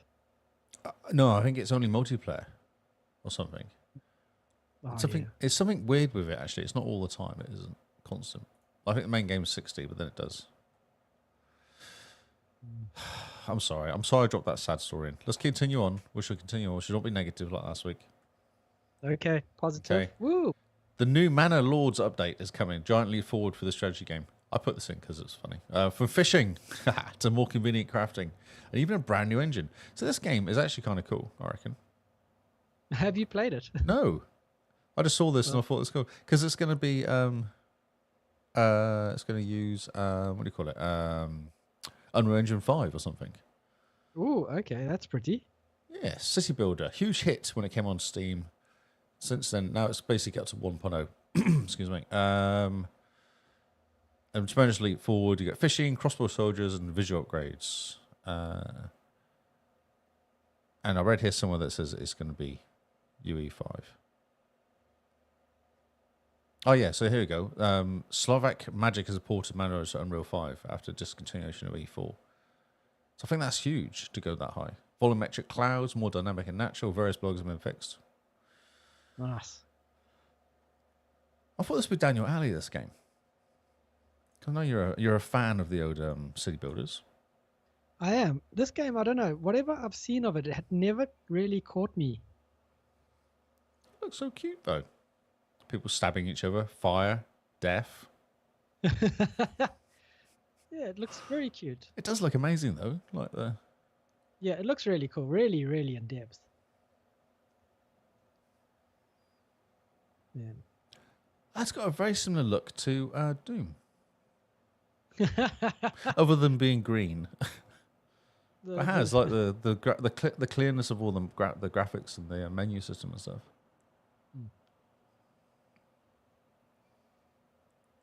I just thought this game looked amazing, that's all. And yeah, it looks cool. UE5 as well. Yeah, always good. Always good to get some more Unreal Engine 5 going on. It's worth checking out this video. It does look. Yeah, I'm looking at it. It looks very pretty, I must say.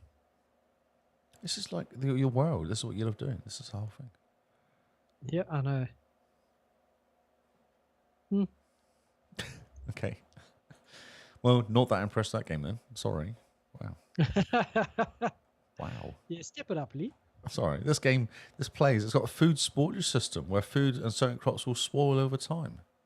Come on. That's amazing. It is. First Descendant. Yes. We need to thought talk I'd more about this. I know. That's why I dropped this in, actually. Season 1 reveals unfortunate time gates. I don't really understand. But anyway, yeah. So time gates. Season 1 Invasion a week as the season 1's called Invasion. A week from today, which is what day is that? That's 22nd. So like tomorrow, I guess. No, 2 days. Yeah. 3-part structure of the season.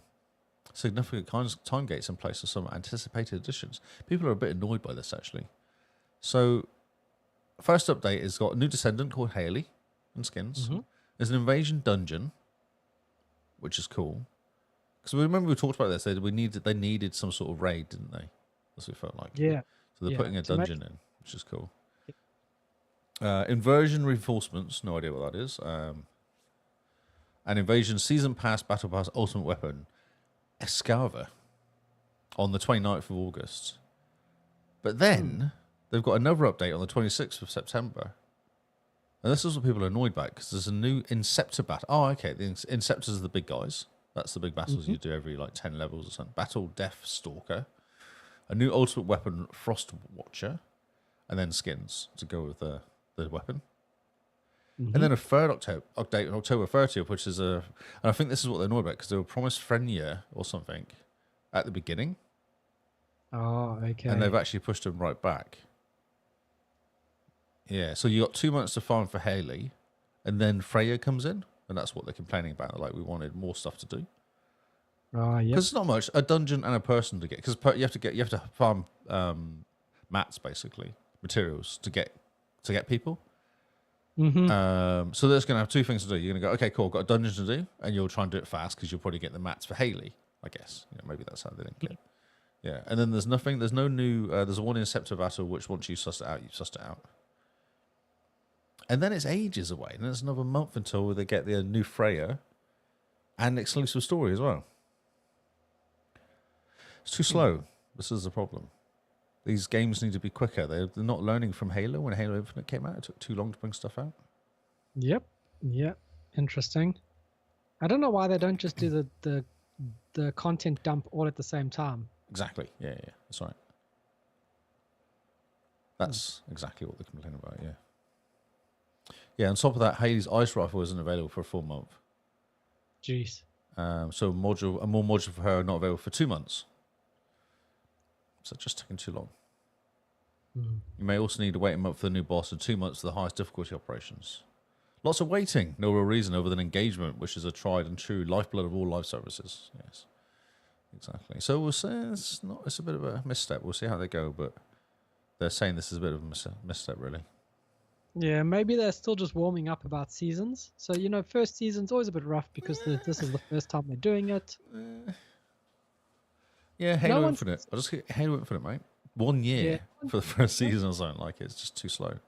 No one seems to learn from the previous mistakes from the past of other people, so it's no surprise. You see how fast Diablo is bringing out gear at the moment, like bringing out stuff out.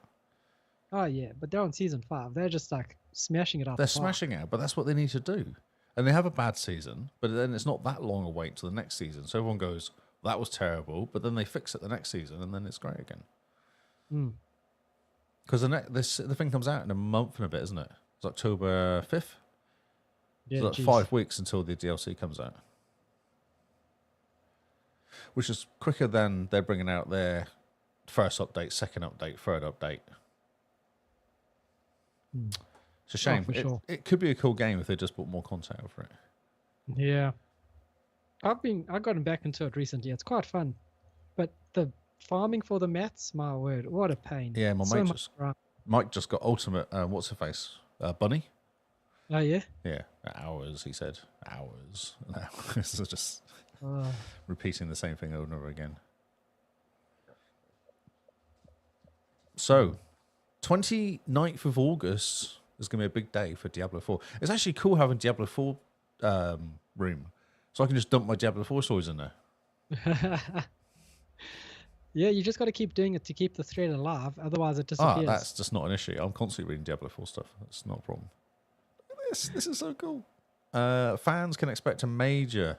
This is a TLDR actually of it. So it's fans of Diablo 4 makes major improvements of patch 2.0 from August 29th, addressing players' requests for such as loot changes. So yeah, new expansion Vessel H can address fan concerns about poor optimization, lack of engine variety. So I disagree with, actually. I think there's quite a lot of stuff to do now. And Diablo 4 upcoming live stream on the 29th will tease changes of patch 2.0, including possible level squish to 60. Oh, Which I've okay. never heard of people doing that. Have they ever done that? Like a Diablo type game or any game where you level up to a limit, dropping the limit down? No, that's very strange. Why would you do that? You're supposed to go up to level 100. But what's the point? I guess they might think, well, because actually level 60 onwards, a lot of the gear you pick up at 60, you can probably keep using it. There's some really good gear at level 60 onwards. Yeah, but it's a Diablo game. Diablo is always supposed to go to level 100. Yeah, for sure. I just wonder if they're saying there's no point. We might as well go 60. And then when you get to 60, you're just picking up gear. Are they going to change the achievement then from making a level 100 character to a level 60 character? Interesting. Because then what happened to all those people that grounded to 100, got the achievement? We get free stuff. That's a good point. I haven't thought about that. Sound like a true achievement hunter like you are, Carl. Well, I'm just thinking, if they're going to like force an achievement to basically go offline, that's not good. Especially since now they're a first party Xbox game. Don't even go there. Like, have you seen State of Sea of Thieves? They pulled out a whole section of it and destroyed, like, I don't know, a few achievements because you couldn't do it anymore. But they redid the achievements for that then. They didn't, did they? I think they're still broken. No, they redid them. Did they? So Okay. I think people complained, and then they went back and made it so that the achievements lined up with what you could do. Okay. Well, they might do the same then. So, yeah, I thought it was interesting going to 60. The 29th of August, which is a few days away. The thinking behind it, I wonder. Because maybe it's just one of those, everyone gets 60 and then just start doing endgame. Because you got to 60 odd. You're at 70 now, aren't you, or something? And really, you're just doing the same thing as if you're at 100. It doesn't make much difference when you get past 60 odd. Mm-hmm. And maybe that's what it is. They're going, well, we might as well just make it all about the gear rather than making it all about the grind to get into 100. You know, give everyone more points when they're leveling up, maybe. So you get all your skill points earlier, so then you can actually have your build finished, and then you can just concentrate on gear. Mm-hmm. Yeah, that's possibly what they're doing. Because you're still quite far away, aren't you? You're still, 40 times 4 away from all your points? Your Paragon points? Yeah, indeed. Interesting. Yeah. So you'll get them earlier, which means you can do your build, then you can just concentrate on endgame stuff. Well, it seems odd that that they would do that because it brings the end game a lot sooner, right? And everyone's complaining, oh, you get to end game and there's nothing to do. Because you're So doing then why you're don't they doing push end end game game? now, but you're doing end game stuff now. When you're playing with me, we're doing end game stuff. Yeah, but that's because you're dragging me through. Like, I wouldn't be able to do that by myself, you know? But you would be able to if they said 60 was a limit. Because then you're getting the leveling out of the way. You're going to everyone, okay, so as long as you play to level 60, we'll give you all the points to spend. You build your character how you want to build it, and then it's just a matter of getting the right gear for doing the bigger monsters, like the bosses. Mm-hmm. I'm just saying, I'm just guessing. I'm just wondering if that's what their thinking is like, let's give everyone all their points so they can get their build right. And then they're just playing around with, putting glyphs in and leveling the glyphs up and things like that. Yeah, it seems odd to me still. I still think that they're bringing the end game too soon. Yes. Oh, well. I don't You're know. waiting- Yeah, it's yeah. kind of, yeah. It's weird. Because even the conversation says is no, can't do it because of the Paragon point system. They could. They could just give everyone 8 points rather than 4 points per level or something, and that would still do it. There's also a room of them going up as well. Very interesting. But yeah, 29th, there'll be stuff happening on the 29th anyway. Cool. Interesting. We look forward to that. I'm sure I shall tell you all about it. Don't worry. Yeah, I'm pretty sure you will. And here we go. So Microsoft responds officially to the Black Myth Wukong release on Xbox. And it's exactly what you were saying. It's a memory leak in the Xbox Series S. That's the problem. So you've kind of wrecked the whole story. Oh, sorry. Why bother? Do all this work. There's basically this article. What was this on? Tweaktown. Okay, so it just talks about We're excited. It's happening. Piers Blackmorn's graphics are still being optimized for lower end hardware as well, so there is lots of tweaks coming out. In Nice. fact, there are half as many Xbox gamers as there are PlayStation gamers, especially in China where the PC gamer holds the crown for a large margin. It's interesting. It was a Chinese game, I guess. Yeah, it's a Chinese game. That's why it blew up on Steam. It got to 3 million players in like a day or something. Jeez. Okay, yeah.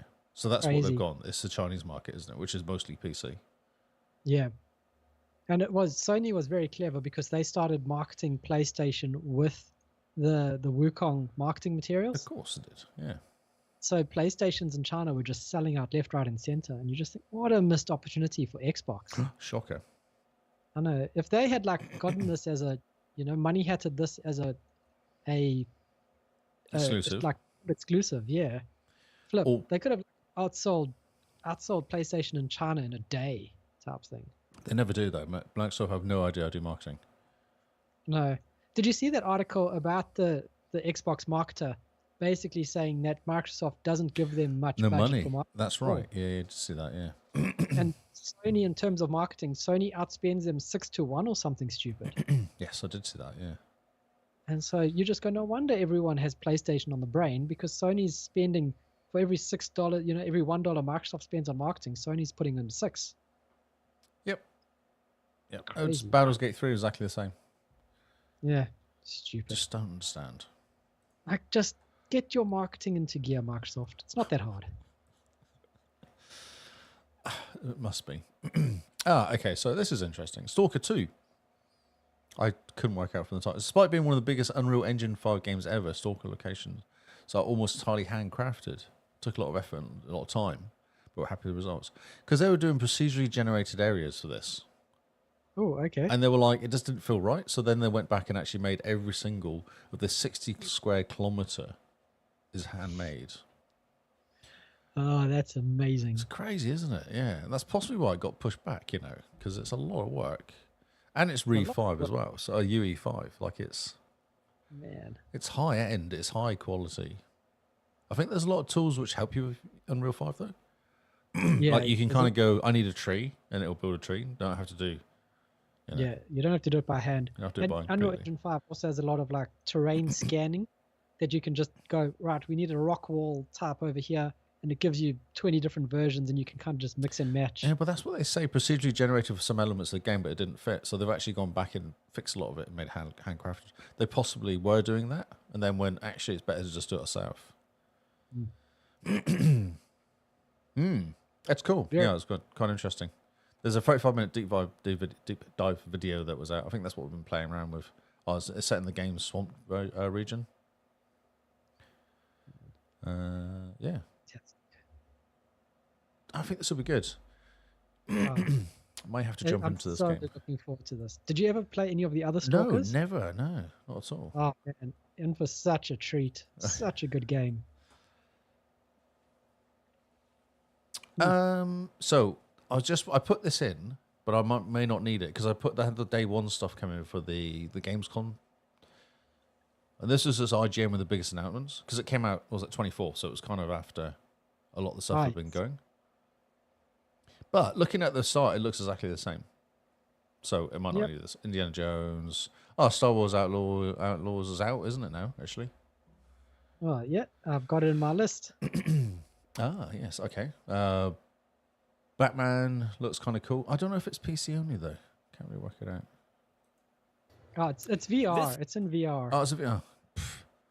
Oh, this looks fun. Mouse PI. This looks cool, actually. This looks yes. Yeah, Mouse PI for high. Looks like Cuphead with headshots. Shush, you're very high pitched. Oh, here you go. Yeah, so it's like a first person. It's a first person Cuphead. Yeah. I bet the music's fun. I hope these people are not talking over this. Oh, Was both familiar and fresh. They say I'm talking over it. Yeah, it's like you're playing your Saturday morning cartoons. yeah, but from the The 1920s. 1920s in black and white. Oh, so good. Like sepia is perfect. Yeah. Yeah, it doesn't talk about anything about the music and stuff, but yeah, I imagine it's fun. So that's cool. I didn't realize it's first person. World of Warcraft, all within dev share new storytelling. So, going to jump into that. Are you going to renew your sub? Get back into World of Warcraft? No, only if it comes onto Game Pass. It could be. So Sonic fans can now play Shadow. What a twist. It's funny because we were working out who is that guy. Who is the black Sonic? I had no idea Shadow even existed, to be honest. Neither. No, okay, cool. It wasn't just me. I felt like I was out of touch with my Sonic lore. This whole video is just Sonic. Okay. Yeah, I'm watching this. It's amazing. We've come so far, and Sonic is still a hedgehog that runs fast and collects rings. Yeah, Like- that's exactly. Nothing else to it. Here we go. And then you zoom and do loop-the-loops, and off you go. Oh. Obsidian game director spills the tea on avowed ending possibilities. Yep, okay. I don't think we should watch that.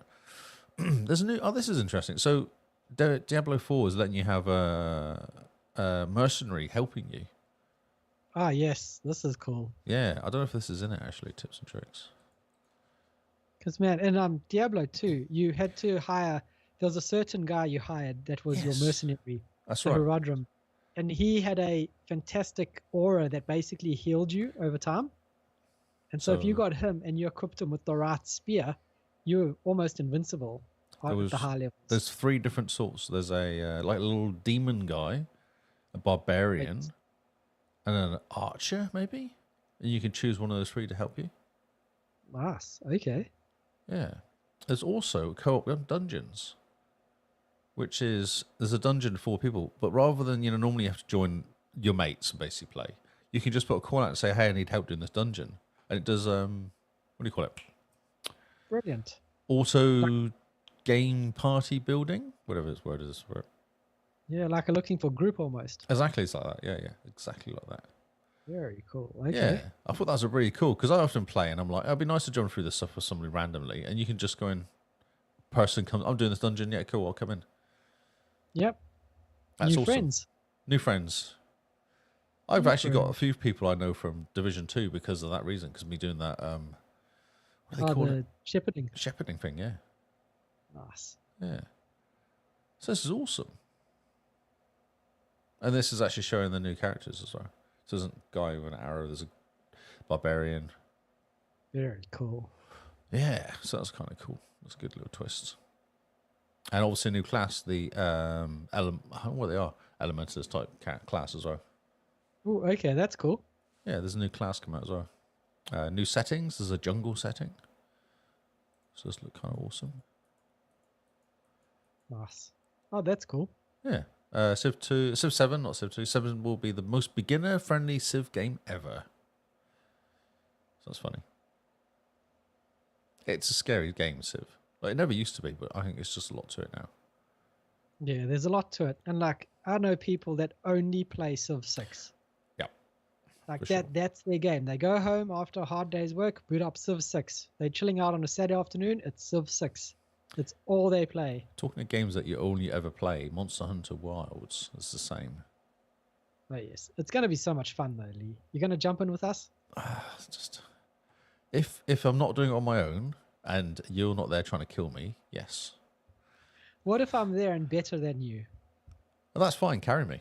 Let's return the favor. Pay it forward. I'm trying to carry you in quite a few games, like Div 2 and Diablo, and Yep. Yeah. It's good. I love it. Thank you. that's all right. What's happening here? This is a very weird looking game. What's going on here? What are you looking at? I'm trying to play Dragon Ball Sparkling Zero. Sorry for deafening everyone when I said sparkling. The video doesn't play. Like there's one of these doofuses are talking, it plays. It wasn't actual break past limits. Oh, here we go. Oh, it's just Super Saiyan basically the whole time, yeah? Yeah, fantastic. Okay, cool. Frag Punk director explains why shard card system makes an FPS. Oh, is that one when you have cards when you're playing? Yeah. Yeah, it looks interesting actually. It also looked does. really complicated because you're like, oh, I've got to get these cars lined up and run around and not die and shoot people. Yes. That running around and not die is enough for me normally, let alone actually picking up cards to then work out which card's the best card to get lined up. Interesting. I like the graphics. It's cool. It's like a Yeah, the Borderland. graphics look very cool. I'm trying to just figure out how the cards work in this little video. No, it doesn't it's- really explain, does it? No, it does not at all. It just looks fantastic, though. It does look good, yeah. Oh, here you go, Viper bullets. So what do you just load them up? I have no idea. Maybe if we had a bit of time to watch it, we'd watch. But you know, chatting with Starship Troopers Casper Van Diem. I was talking about Stalker 2. More Stalker 2. Okay, cool. Oh. Oh, Starship Trooper Extermination trailer. Nice. That's fun. Because this is like the second or third look at this game. It's insane. Isn't there been a few of these Starship Trooper games, isn't there?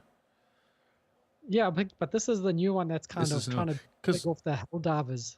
When we looked at it the first time, we were like, oh, Starship Troopers, have they made any games? And found out they've been making games for years. Like, there's a few of them out there. So this one's got 16-player co-op missions. Fantastic. Fantastic. Oh, Yeah. this is the chaos you want in life. Yeah, exactly. You just want to have lots and lots of bugs to kill. And lots of people to do it with. Yeah. Just randoms. Just jump into some random group. Exactly. Get 3 of your friends, and you're just like, we're here to cause chaos and not be good. Yes, that's right. And can you please rose me? And again. Please Oh, press- sorry. please press- And again. Again. I And did again. not stand with the buggers dying. And again. Yeah. So that's fun. I think we're cool. I was on PC. When we look at this, it's not coming PC though, is it? Oh, Xbox. I don't know if it's coming to Xbox or not. Hope so. Be fun. I need to look at this Marvel Rivals thing because I've no idea what it is. I keep seeing it everywhere. And some people are excited. Is it just like a brawl? What do you call it? A fighting game? Oh, you're in an arena. It's an arena fighting game. It looks like Overwatch. Does it though? It's more cartoony than Overwatch. No, it looks like Overwatch. It's Overwatch with a Marvel skin. How disappointing. Oh, I'm disappointed now. Mm. Wow. Captain America win show. Captain America, high ability. Yeah, okay, so we're disappointed now. We're excited more briefly. We were excited, and now we're just like, it's Overwatch. So watch. Okay, cool. Meh. Borderlands is coming out. We knew that. Sid Meier's is coming out. Amazon's Secret Level series. Oh, this seems interesting. What's this called? Amazon series called Secret Level. It's an animated anthology series of the creators of Love, Death, and Robots. Oh, that's really good. That Love, Death, Robots. Yeah, It's Love Death. really, Robots some are- really good ones in Love, Death, and Robots. I like that. Because one of them was a guy's robots walking through an apocalyptic place talking. That was really good. And they were just fascinated by kind of finding stuff lying around. Yeah. So new short stories on some of the most popular video games. The Secret Level will include 15 episodes in total that will feature stories from games like God of War, Warhammer 40k, and plenty more. With a breakdown of every video and game we saw in the trailer above. Okay, yeah. That's cool. I'm looking forward to that. Because Star Wars has that had a few things like that as well, haven't they? The short story stuff. Hmm. Or alternative stories, sometimes alternative worlds. Very cool. Very cool. Something to go onto the list to never watch. I'm going to watch it. Oh yeah, you'll tell me if it's good. Yep, for sure. I did see the new Watchmen's Chapter 1 TV animated movie. Oh yes. So good. It's so good. Like, it's the best thing I've seen in years. So I went back and watched the original movie. And it's the ultimate version of it, which is 3.5 hours long. The 2009 animated one. Not animated, no, real, what do you call it? The people running around doing stuff one. Mm-hmm. Yeah, it's really boring, actually. I think it doesn't get it. It's not as good as the animated one. It was exactly the same story. Man. Yeah. But watch the animated one if you get a chance. It's really good. Okay. Yeah, I need to. You need to. It's really good. I think I ran out of stuff now. I think I'm done. Is I've had that enough it? talking. Go see me read now. Goat Simulator remastered though. Well, how bad will this be? I haven't seen this, you see. What is going on? Why are people like cartoons, but the main guy's not a cartoon? So they're walking through prison. He's been released from prison. Yeah. Why does he look real and the other guys have got like no faces? Mhm. What's going on? Isn't he from World of Warcraft, that guy? No. This is amazing. What's going on here? What is happening as people... Oh, that's the start of Elden Ring, isn't it? Not Elden Ring, no. What's the movie when they go... Skyrim? Start Skyrim, isn't it? They get taken along in the back of a cart. Yeah, yep, that's Yeah. Skyrim. Skyrim. This So is Warcraft, fantastic. Skyrim. Some guy walking through a wall. Oh, that's just someone. That's just games being broken. That's Assassin's Creed 2, maybe. That's funny. Oh, yeah, because the whole. This is fantastic. Oh, so are they Minecraft people almost or something? Those guys with the gun, the cops. Yeah, I think it looks like it, eh? Oh man, this is just a complete send up of all the games, Well, isn't it? Yeah, because wasn't it a lot of the achievements in the second game, Goat Simulator 3 was all achievements in games. That's amazing. One was a I haven't movie, played- Baywatch one, where you had to run across the beach in slow motion as an achievement. The goat is in a like a high security glass. Oh no, he's not. He's escaped. Oh, the it's goat fantastic. And he's has doing push up escaped. and he's got like tattoos on his back and his hooves are tattoos. Oh, this is funny. It's just.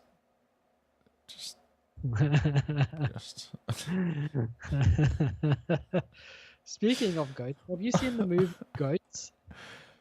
No. No. It's a very strange movie with David Duchovny and other people that are kind of B-list famous. It's very strange. You should watch it.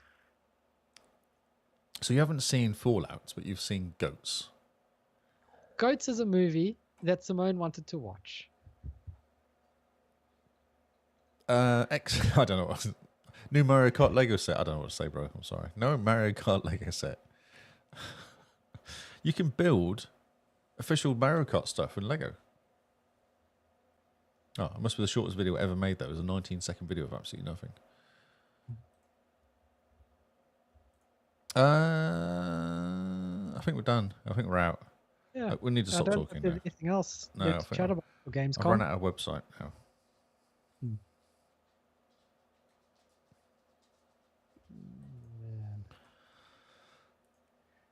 Oh yeah, Gamescom happened. Gosh, there's a lot of news coming out of that. So, Yeah. how are you feeling, Mr. Lee? Are I'm you ready for some tired. new games? We've just hit 2 hours. Yeah. Bring it. So, I'm you tell actually. me, as the man who's living 2 hours in the future. Yes.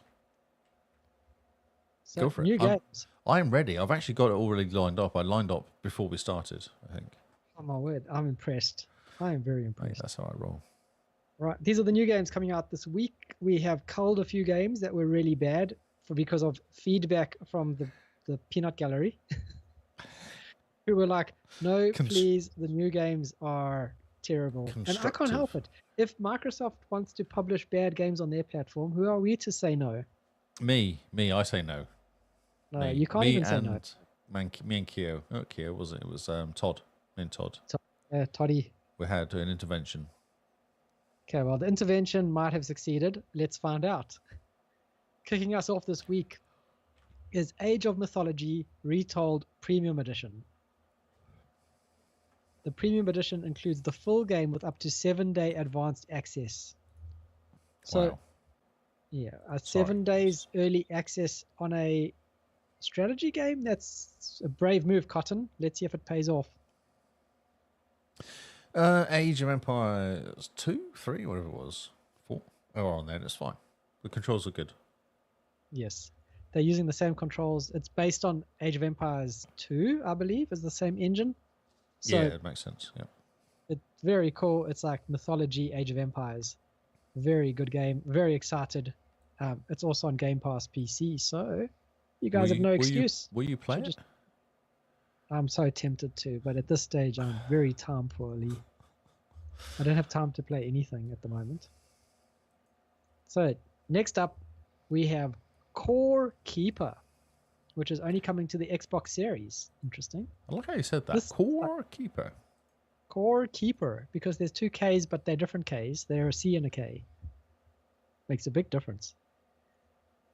This is a cozy 1 to 8 player mining sandbox adventure that looks very similar to Stardew Valley. So it's a very cozy looking game, 1 to 8 players, which is quite exciting. Lee's not impressed. I just don't know. It's just You gotta admit, it's got that Stardew Valley look to it. That's like, you get a blanket, a hot chockey, you curl up, you're like, this is a cozy gaming session for the afternoon. Can you kill demons? I think you do. Oh, okay. You have my interest. You piqued my interest of the demons to kill. You harvest relics and resources, you craft advanced tools, you build your base, and you explore a dynamically evolving world waiting to be unearthed. Sounds pretty exciting, doesn't it? Other than the fact it was like Zelda from like 1990. Stardew Valley. It's got Stardew Valley looks, Sorry, vibes. Stardew Valley, which is Zelda from 1990. Yeah, exactly. Next up, we have Crypt Custodian. Yeah. We're getting into a theme here, aren't we? Caves, crypts. And the next one even has the same theme going for it. Custard? Yes, custard indeed. This is another little cozy looking game. Oh, You step into the shoes of Pluto, a mischievous cat who has just died and landed in the Afterlife's palace. After a brief and disastrous meeting with the Afterlife guardian, Kendra, you're banished from the palace and sentenced to clean forever. Explore the vast grounds that surround the palace, battle beasts with your trusty broom, and gain new abilities to expand your world. No. No? No. You better not stitch on me, Lee, says one of the... It's too hard. Too hard? Okay. Yeah, too much game, too much massive map, lots and lots of things that try and kill you, and really hard puzzles. That's my feeling. That's what this game looks like to me. Yeah, it looks very much like a Death's Door in terms of puzzly. Yep, puzzly and trying to kill you. Yep. So, next up, we return to Moria in Lord of the Rings. Return to Moria. This is the Minecraft Lord of the Rings, isn't it?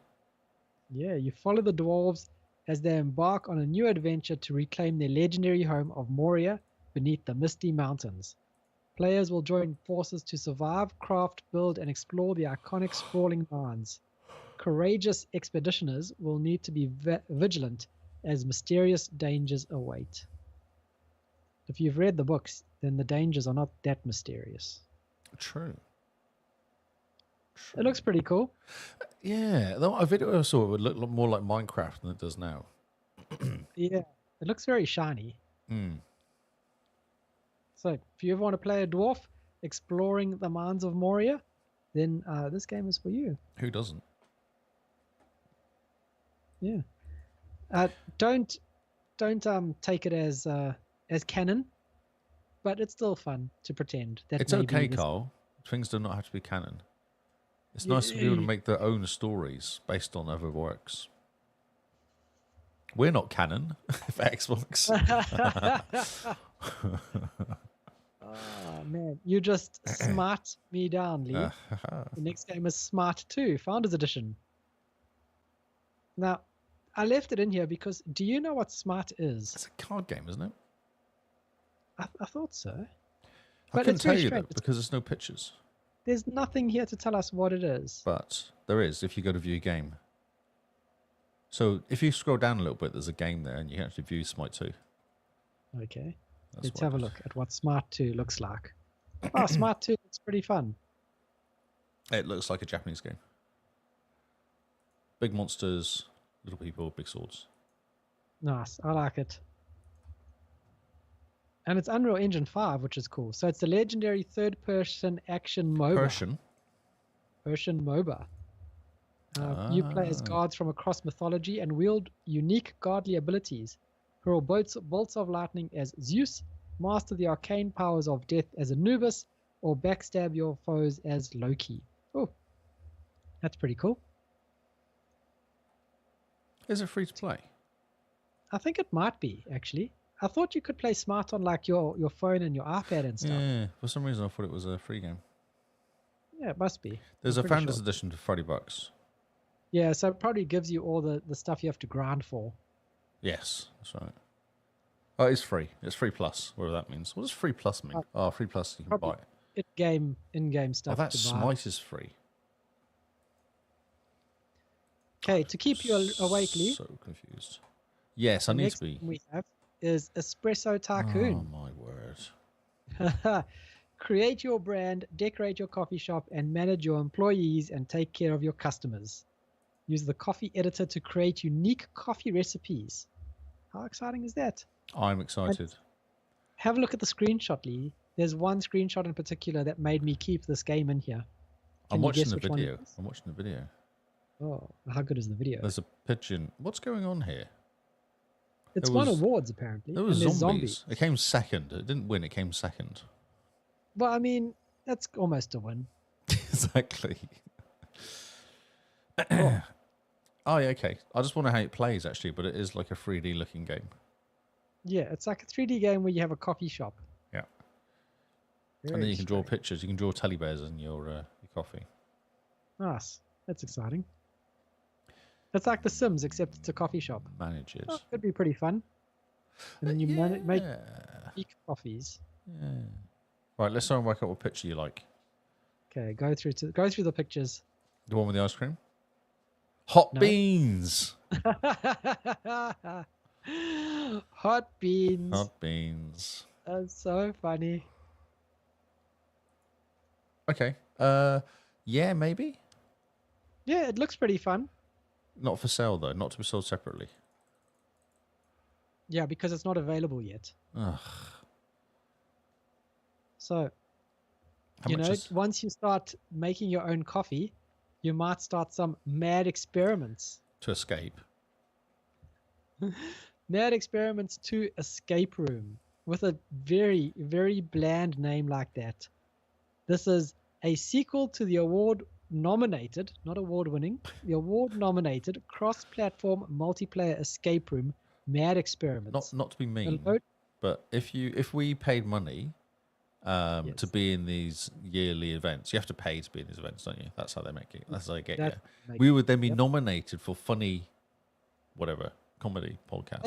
Maybe we should ask the patrons if we should use the patron money to put buy us- ourselves into like the podcast How much was it going to awards cost so us? that Like we $200 or $300, wasn't it? So it wasn't Oh, it was cheap. stupid amounts to just put your name for nomination. One was like $60 or $100 to get one in, and then it was like $50 a pop after every one after that.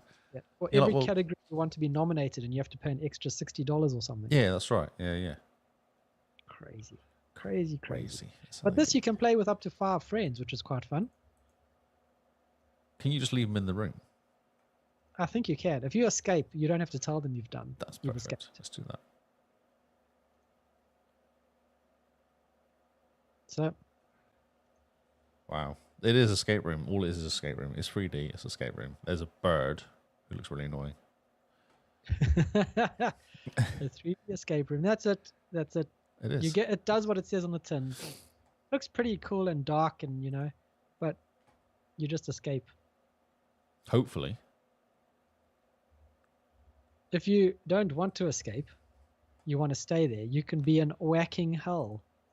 This game is literally called Whacking What Hell. sort of name is that?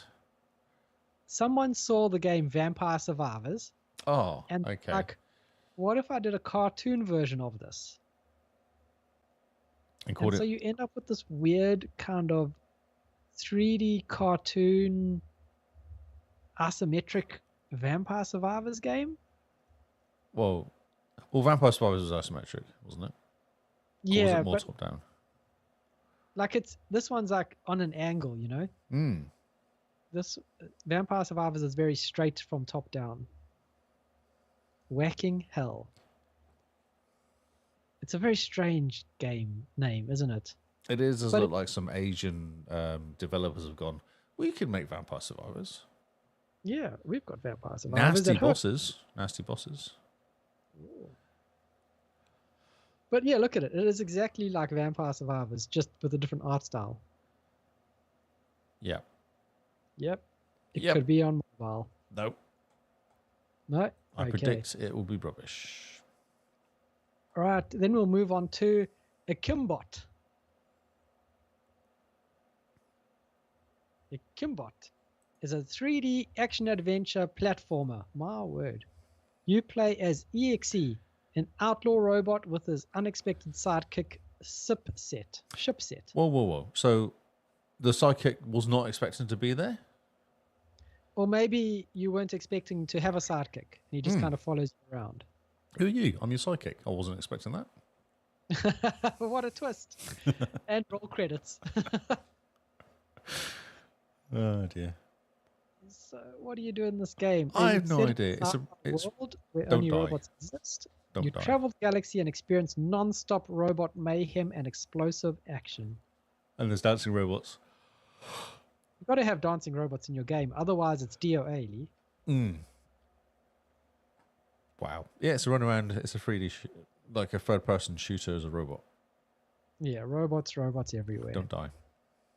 And if you think that game was doing some heavy lifting, the next game is even heavier because it is Forklift Simulator. What the I'm fork? sure we've spoken about this before. I'm sure we spoke about this as well, you know. Yeah. It must be good if we spoke about it twice. Start your career in logistics today. And I'm already forklifts. in logistics. Yeah, but now you get to drive the truck and not just play on the computer on the truck. Wow. Take on a variety of different missions, a selection of vehicles, and an extensive career mode in which you can A put your selection skills of to test. vehicles, like different shaped forklifts. Like a big forklift and a little forklift, and then a forklift with some longer forks and with ones with shorter Wow. forks. Unlock a vehicle of course including 3 different forklift trucks and, wait for it, an electric pallet truck. Oh, fantastic. I know you'd get you excited, that would. Not to get you Yeah. for Christmas. This game is doing a lot of heavy lifting, keeping up the charts. All right. So now we've going. got to move on. We're only to- halfway. You seem to have a lot of games here for someone who doesn't have that many games. These are all the best ones. of They're the not, lot. though. They're really not. Forklift Simulator, Lee, is clearly Game of the Year. You're killing me, Carl. It's 20 to 11, bro. Okay, we don't have much more to go. I'll be quick. Okay. So we've got Gory Cuddly Carnage, where you seem to be playing a Cat. cat on a hoverboard, and you have Frank, which is your AR companion, I think. Frank. Oh no, your hoverboard is sentient, and he's Frank, and then your AR companion is CH1P, Chip. Let's be frank. Who needs a hoverboard as a companion? You play like a cat on a hoverboard, blowing stuff up. It's got pretty cool graphics, like very LSD inspired. Lee's not impressed. I'm watching this video of intro. I don't know what's going on. It goes from cartoons for the cutscenes, like Saturday morning cartoons to the cutscenes, and then I can't work out the graphics because the game's freezing all the time. But the graphics very are slightly better. It's a very strange looking game. It is a very strange looking game. Like, I'm pretty sure it must be funny, at least. But who knows? So that's a Gory, what's its name? A Gory Cuddly Carnage. Goiri. Yeah, a cat on a hoverboard. But if you want to slay monsters, the next game, Monster Jam Showdown. Oh my word. Oh, I I'm remember so this game. We happy- talked about this ages ago.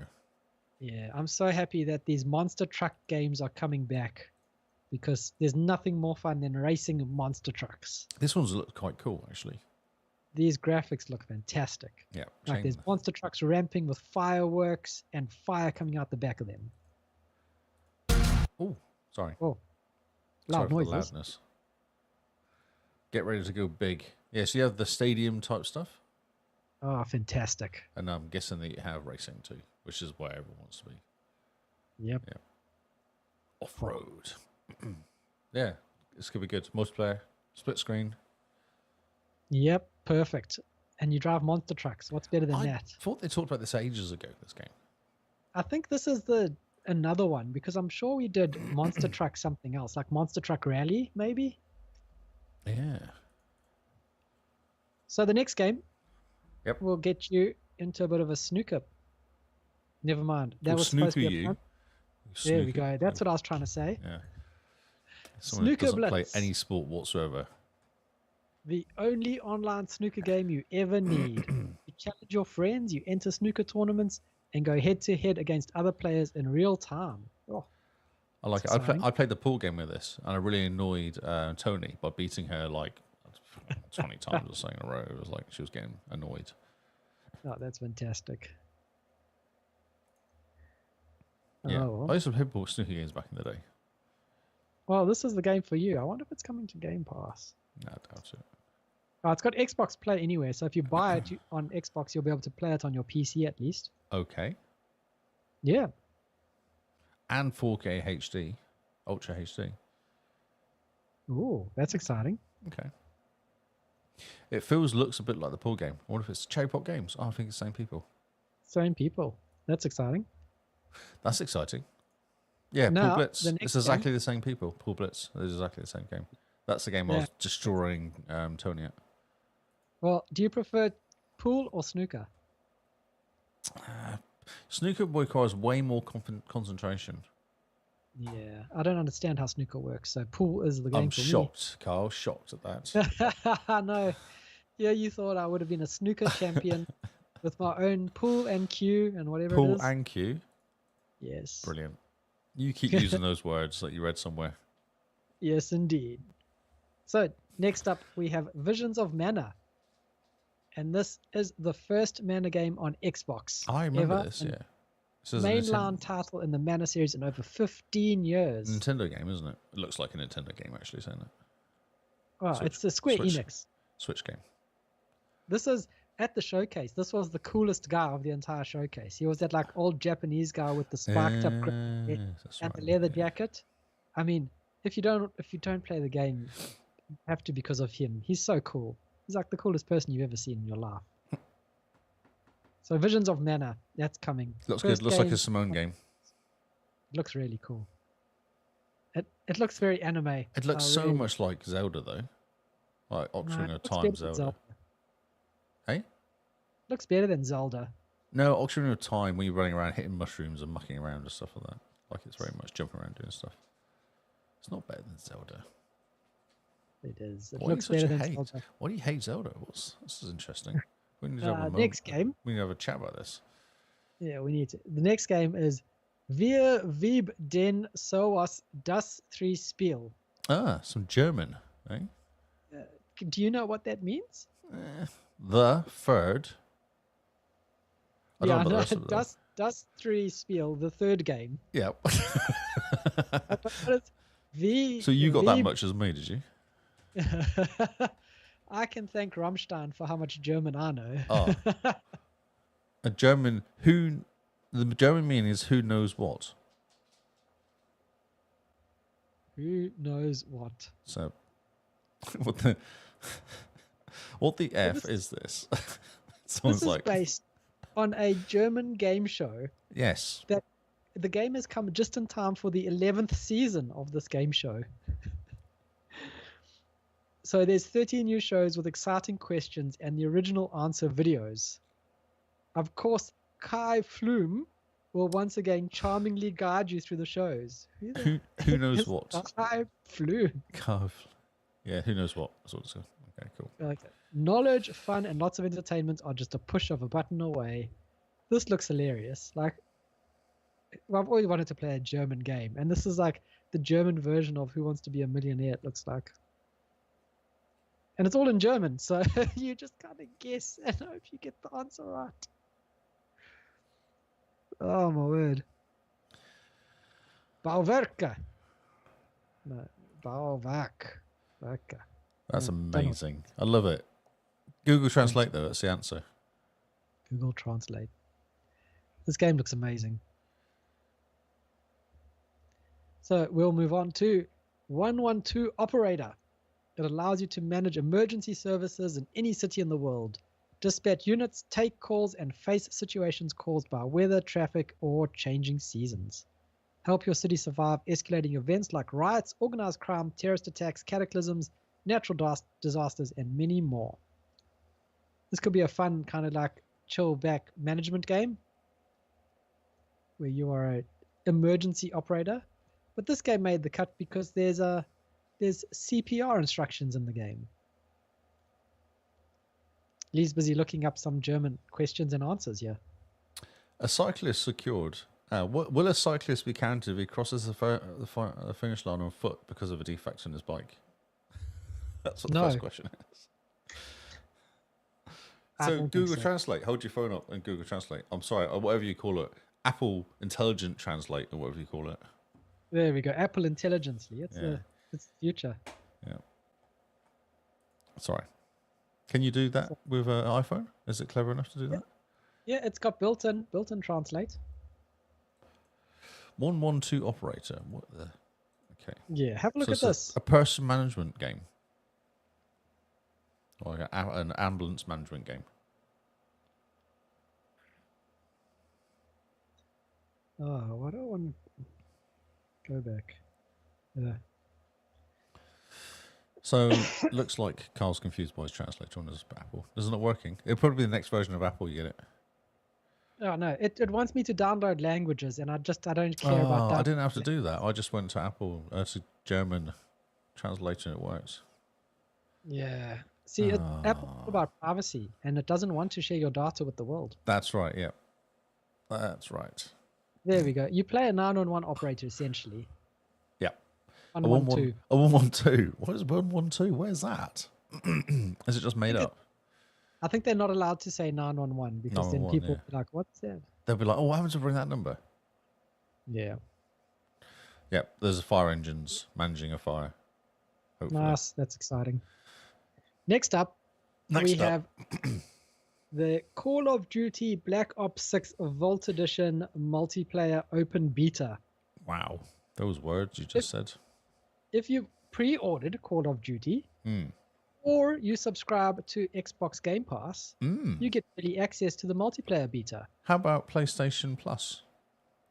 Oh, I don't think they get it. I think you have to have bought the game on PlayStation or pre-ordered on PlayStation to get access to this. But surely they're going to get it on PlayStation Plus day one, aren't they? No, I don't think they are. Interesting. Yeah. No more. Call of Duty is now back home where it should be. Back home. You know this will be the lowest rated Call of Duty ever released. I'm surprised any gaming media is actually going to cover it. Yeah, maybe they won't. I'll just ignore it and hopefully it goes away. What was that game that came out on PlayStation and Xbox and Xbox first, and it had a game with like rating of like 82, and then it came out on PlayStation. Same game with like 87 or 88 out of 100. Yeah, suddenly it was better. Yeah. Oh, Sea of Thieves. Was it Sea of Thieves? Yeah, Sea of Thieves was one of them. Yeah. Okay. So yeah, moving on from Call of Duty to a different call. Oh my word! Really? Gate Z. Really? This is an unexpected twist on high school drama, mystery, and romance, Lee. As a senior transfer student, your debut week at a new school spirals into an extraordinary race against time. It's not about making friends or acing classes. Your survival hinges on one task: finding a date by Friday. I know you'll be all over this game. You look at it. It's They're great. obviously murderous lesbians who will kill their teacher and escape to Canada. See? No. This looks amazing. No. Come on. You are welcome to play this game, Kyle, but no. If anyone buys this game for me, I will play it. It looks fantastic. I don't care what anyone says. So, we'll go on to Sparkle 2 Evo. Now, I've left this in the list, Lee, because I'm hoping that you're able to tell me what the heck is going on in this game. Sparkle means lights. Lights. Is it a shooter one with lots of lights? I wish I knew. I'm looking at the screenshots and Are you trying to give me an epileptic fit? I think I'm managing to give the listeners an epileptic fit through the sound of this game screenshots. I can feel my face. What is going on? It's like Snake. No, it's not. I've no idea, It's dude. like, I don't know. So it's like the first level of Spore. Remember Spore? We had No, I never played that game. Well, no one played that game. Only people who did it was built a character. And then the game came out and everyone was like, oh, the game's rubbish, so. Is that you? Yeah. Yeah. So it's like the first level of Spore. You have this worm thing that eats, but then it changes to just lights and neon and brightness. What is the point? Why? Why am I It's doing just- this? You're just eating to become bigger and better. Oh, I'm doing that anyway. That's my life. But go and look at the screenshots. I'm man. watching. I watched the video, dude. Everyone, we just watched it together. The viewers watched it together, and we are slightly confused. Yeah, the video actually makes it look like there's more sense going on here. Not really, because you're flying around. But not everything kills you. I thought things would kill you, but nothing kills you. Yeah, I was hoping to see that. So But I I mean, like look more at the death in screen. my games, if I'm honest. What's going on? Crazy. Okay, let's move on, because no. And then the last game on our list Oh, this game. takes us to a galaxy far, far away. It is Star Wars Outlaws. Have you seen the ratings for this? Shh. Oh, Sorry. yeah, I've seen it go all the way from like 9 down to 4.5. 70 odd was the one rating I saw. I was like, oh, okay, that's a bit average. Yeah, so the main review is that one, it's a Ubisoft game. It's extremely buggy. It reminds people of Assassin's Creed Syndicate. Was that the one that came out where you could see Oh, through that people's was. faces? Oh, no, that was Unity. That was the French one. That had Yeah. eyes. Yeah, the eyes and the tongue Yeah, on that the was skull. Unity. But Unity's actually really good now. But it's only, 10 years old? Maybe older. Yeah, I mean, 10 years and they fixed it. Yeah. So that's a bonus. And this one's got the same bugs. The character facial animations in game are so bad. Starfield bad? Are worse. Ah. Like, if you put googly eyes on jelly, on a thing of jello, and you shook it from side to side, that is how the faces look when people are talking in game. There's no bones. It's just mush. It's very strange. Yeah, I've seen a lot of bugs on Twitter from the early reviews. It's and I mean some scenes look really good in game and other scenes just don't. So it is a complete Ubisoft game. They've managed to Ubisoft all over it. Wow. Well, that's a shame. It'll be good in about 5 years. when Yeah, I you was can- kind of looking forward to it, but then I know it's single player, so I wasn't overly fussed about being rubbish initially. Yeah, give it a couple years. It'll be on sale for $10. I know, that's exactly. Yeah, it'll be a special pack with Assassin's Creed. The bugs will be fixed. The animations will be fixed. It'll be a really good game by then, hopefully. Hopefully, yeah. What's the story like? Do we know? Apparently, just- the story is really shallow. Like the reviews I read for it was like there has so many good ideas. Apparently, there's like a reputation system where Oh, you're yeah, supposed like to build Mass up your Effect. reputation. Mass Effect Oh, style. No, more like you're a good bounty hunter versus a bad bounty hunter. Yeah, that's what I mean with Mass Effect style, because that was Paragon, wasn't it? Like you're good or bad, Yeah, and your answers you But give and no, not stuff. either. You're a good person or a bad person. Yeah, yeah. Good or evil. This one is just like your reputation throughout the galaxy, and they Oh, go, your reputation never ever matters in the game. Oh, cool. You could have like the best reputation or the worst reputation. The It answers doesn't don't make any change difference. anything about what you do in the game. Wow. Goes, no. So what's the purpose of it? It's just there to make you feel warm and fuzzy. But anyway, Okay. Star Wars Outlaws. It's come out to some very middling reviews. Yep. It's a Ubisoft game, so you know what you're in for. Give it a couple years. Pick it up on special. It'll probably be really good by then with all the patches, updates, and DLC. But Well, it is the biggest game releasing this week, I believe. No, it's not. What is the biggest game coming out this week? Monster Jam Showdown. Oh, yeah. Yes, the big trucks. Good. Okay. Actually, Age of Mythology is probably bigger. To be honest. Oh, yeah. There we go. Okay, I cool. have all the games, all the new games. You have games. That's how new. I have games. I told you about the games, and now the games are done.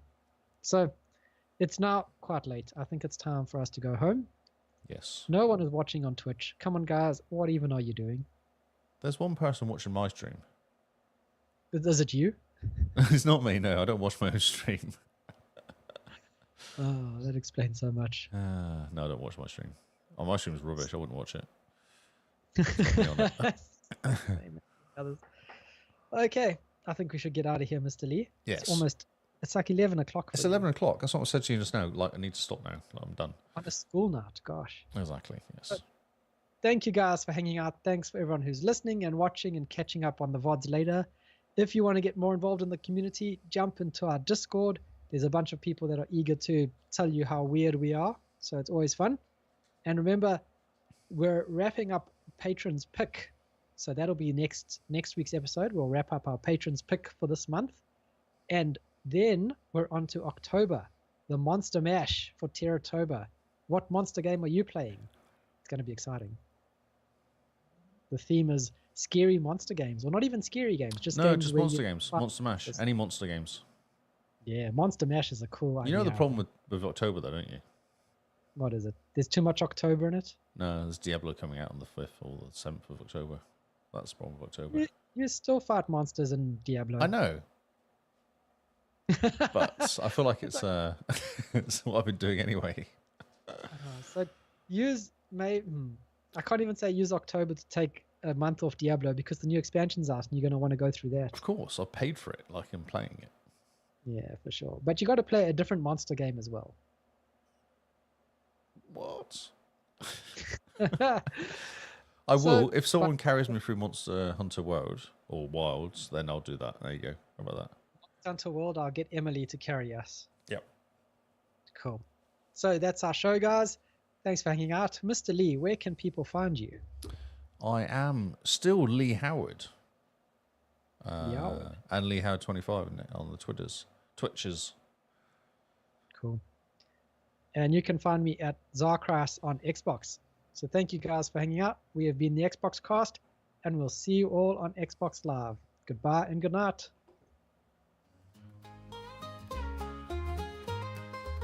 The Xbox Cast.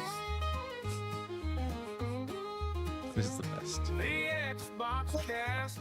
The Xbox Cast. The new every never move you love the new one. The Xbox Cast. The Xbox Cast. The Xbox Cast. The new every new move you love the new one. The Xbox Cast. You love the new. The Xbox Cast. You love the new. The Xbox Cast. The Xbox Cast. The new every new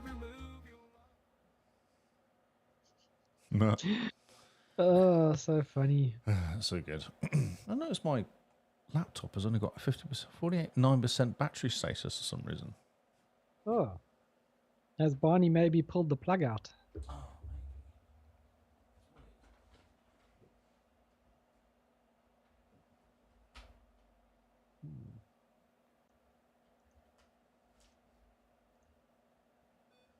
Lee's having a look. What's he got? Did it work? How's that looking? Better? Worse? The same? It wasn't flash. Now the light's not flashing. It was flashing beforehand for charging. Interesting. It's quite hot. It's blasting out some heat my laptop, you know. Oh, fantastic. It's doing a lot of work. It is quite busy. It's busy doing stuff. Like doing a whole podcast. It's now charging. Yeah, it wasn't charging properly. I think it needed unplugging and plugging back in again. It's already got 1% up in battery. Good. Oh, excuse me. Interesting. All right. All right, then. We should go because no one cares. Everyone's gone home. Everyone's gone home. It's now 11 o'clock. Cool. Right. Yeah. Goodbye, everyone who's still hanging out, if anyone is still hanging out. We love you. Bye. Bye.